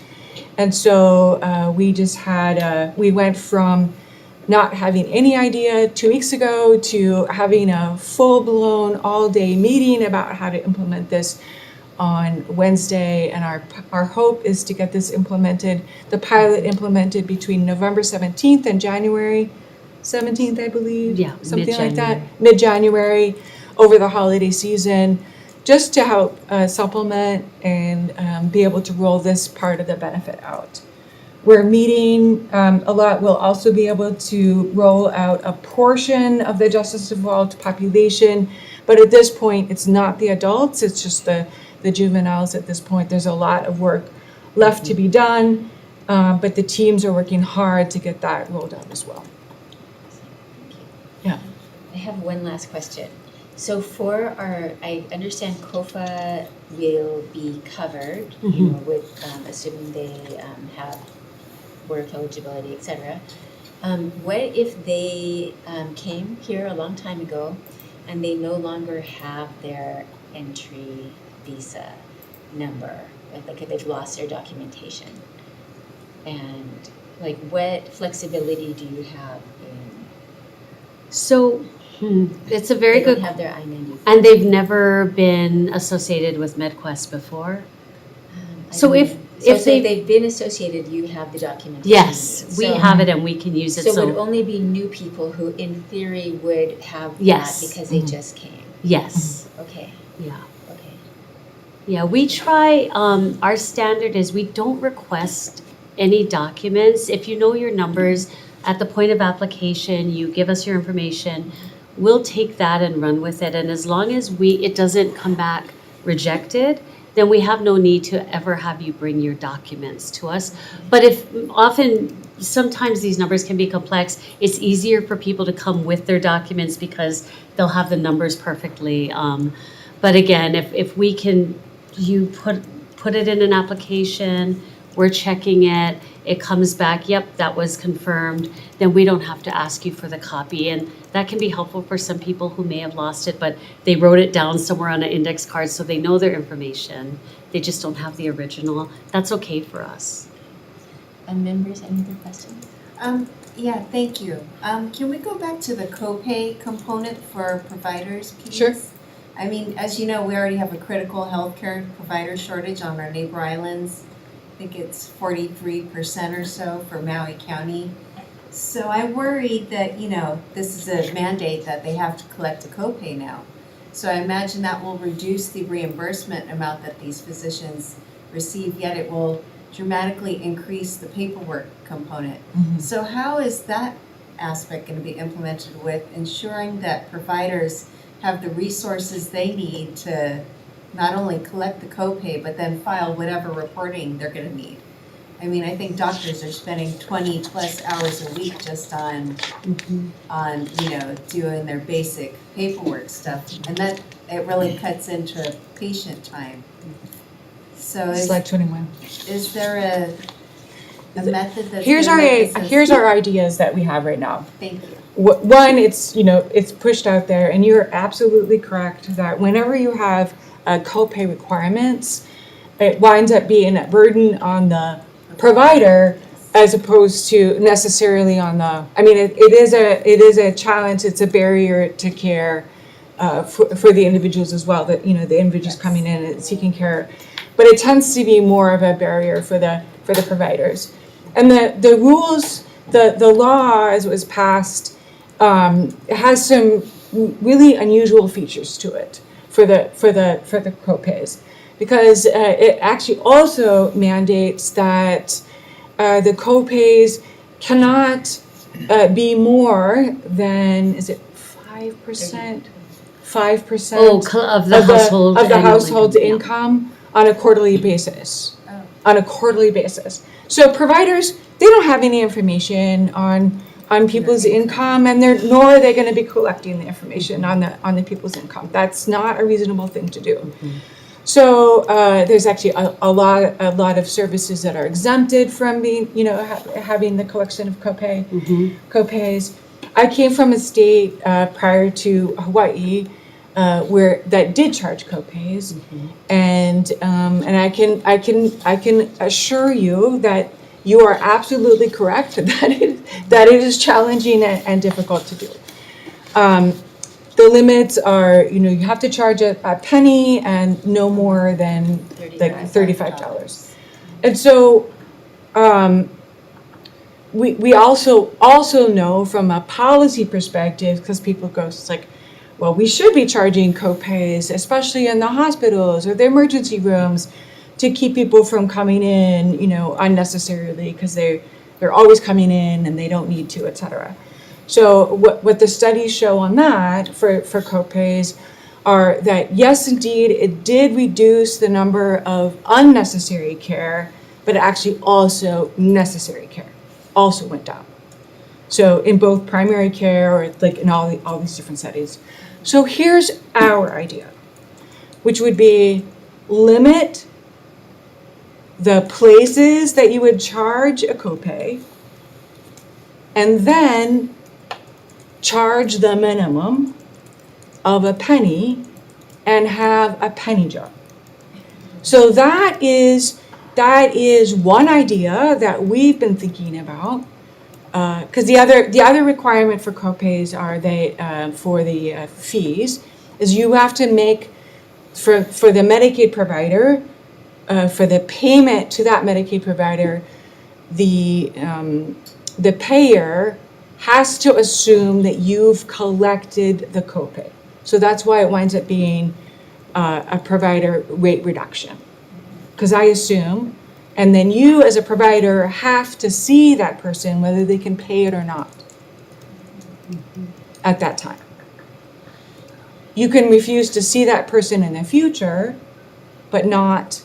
And we don't want to limit access, right? We already have a challenge of access, so we don't want to make that more difficult. So our ideas are, what are the things that we can do to comply with this, with the letter, if not necessarily the spirit? And we're grateful that that particular provision is 3 years out. Yeah. So it gives us more time and space to Collect your pennies. Unless they stop, Exactly. unless they stop Making making them, but yeah. Yeah. But it's a very good thing to think Yeah. about for the future. And how can I help support what you guys are doing? What do you guys need? More FTEs? How can I help support you guys? We will be, we do have we will be having a budget ask. We're working on refining the numbers right now of how many additional FTE we'll need, of what kind of FTE we'll need, because it's not just eligibility workers. It's a lot of policy work, a lot of communications work, et cetera. We have increase in systems costs as well, so we will have a budget ask. We will have more details. Unfortunately, we don't have those more details right now, but they will be included. Again, if the governor includes it in the governor's recommended budget.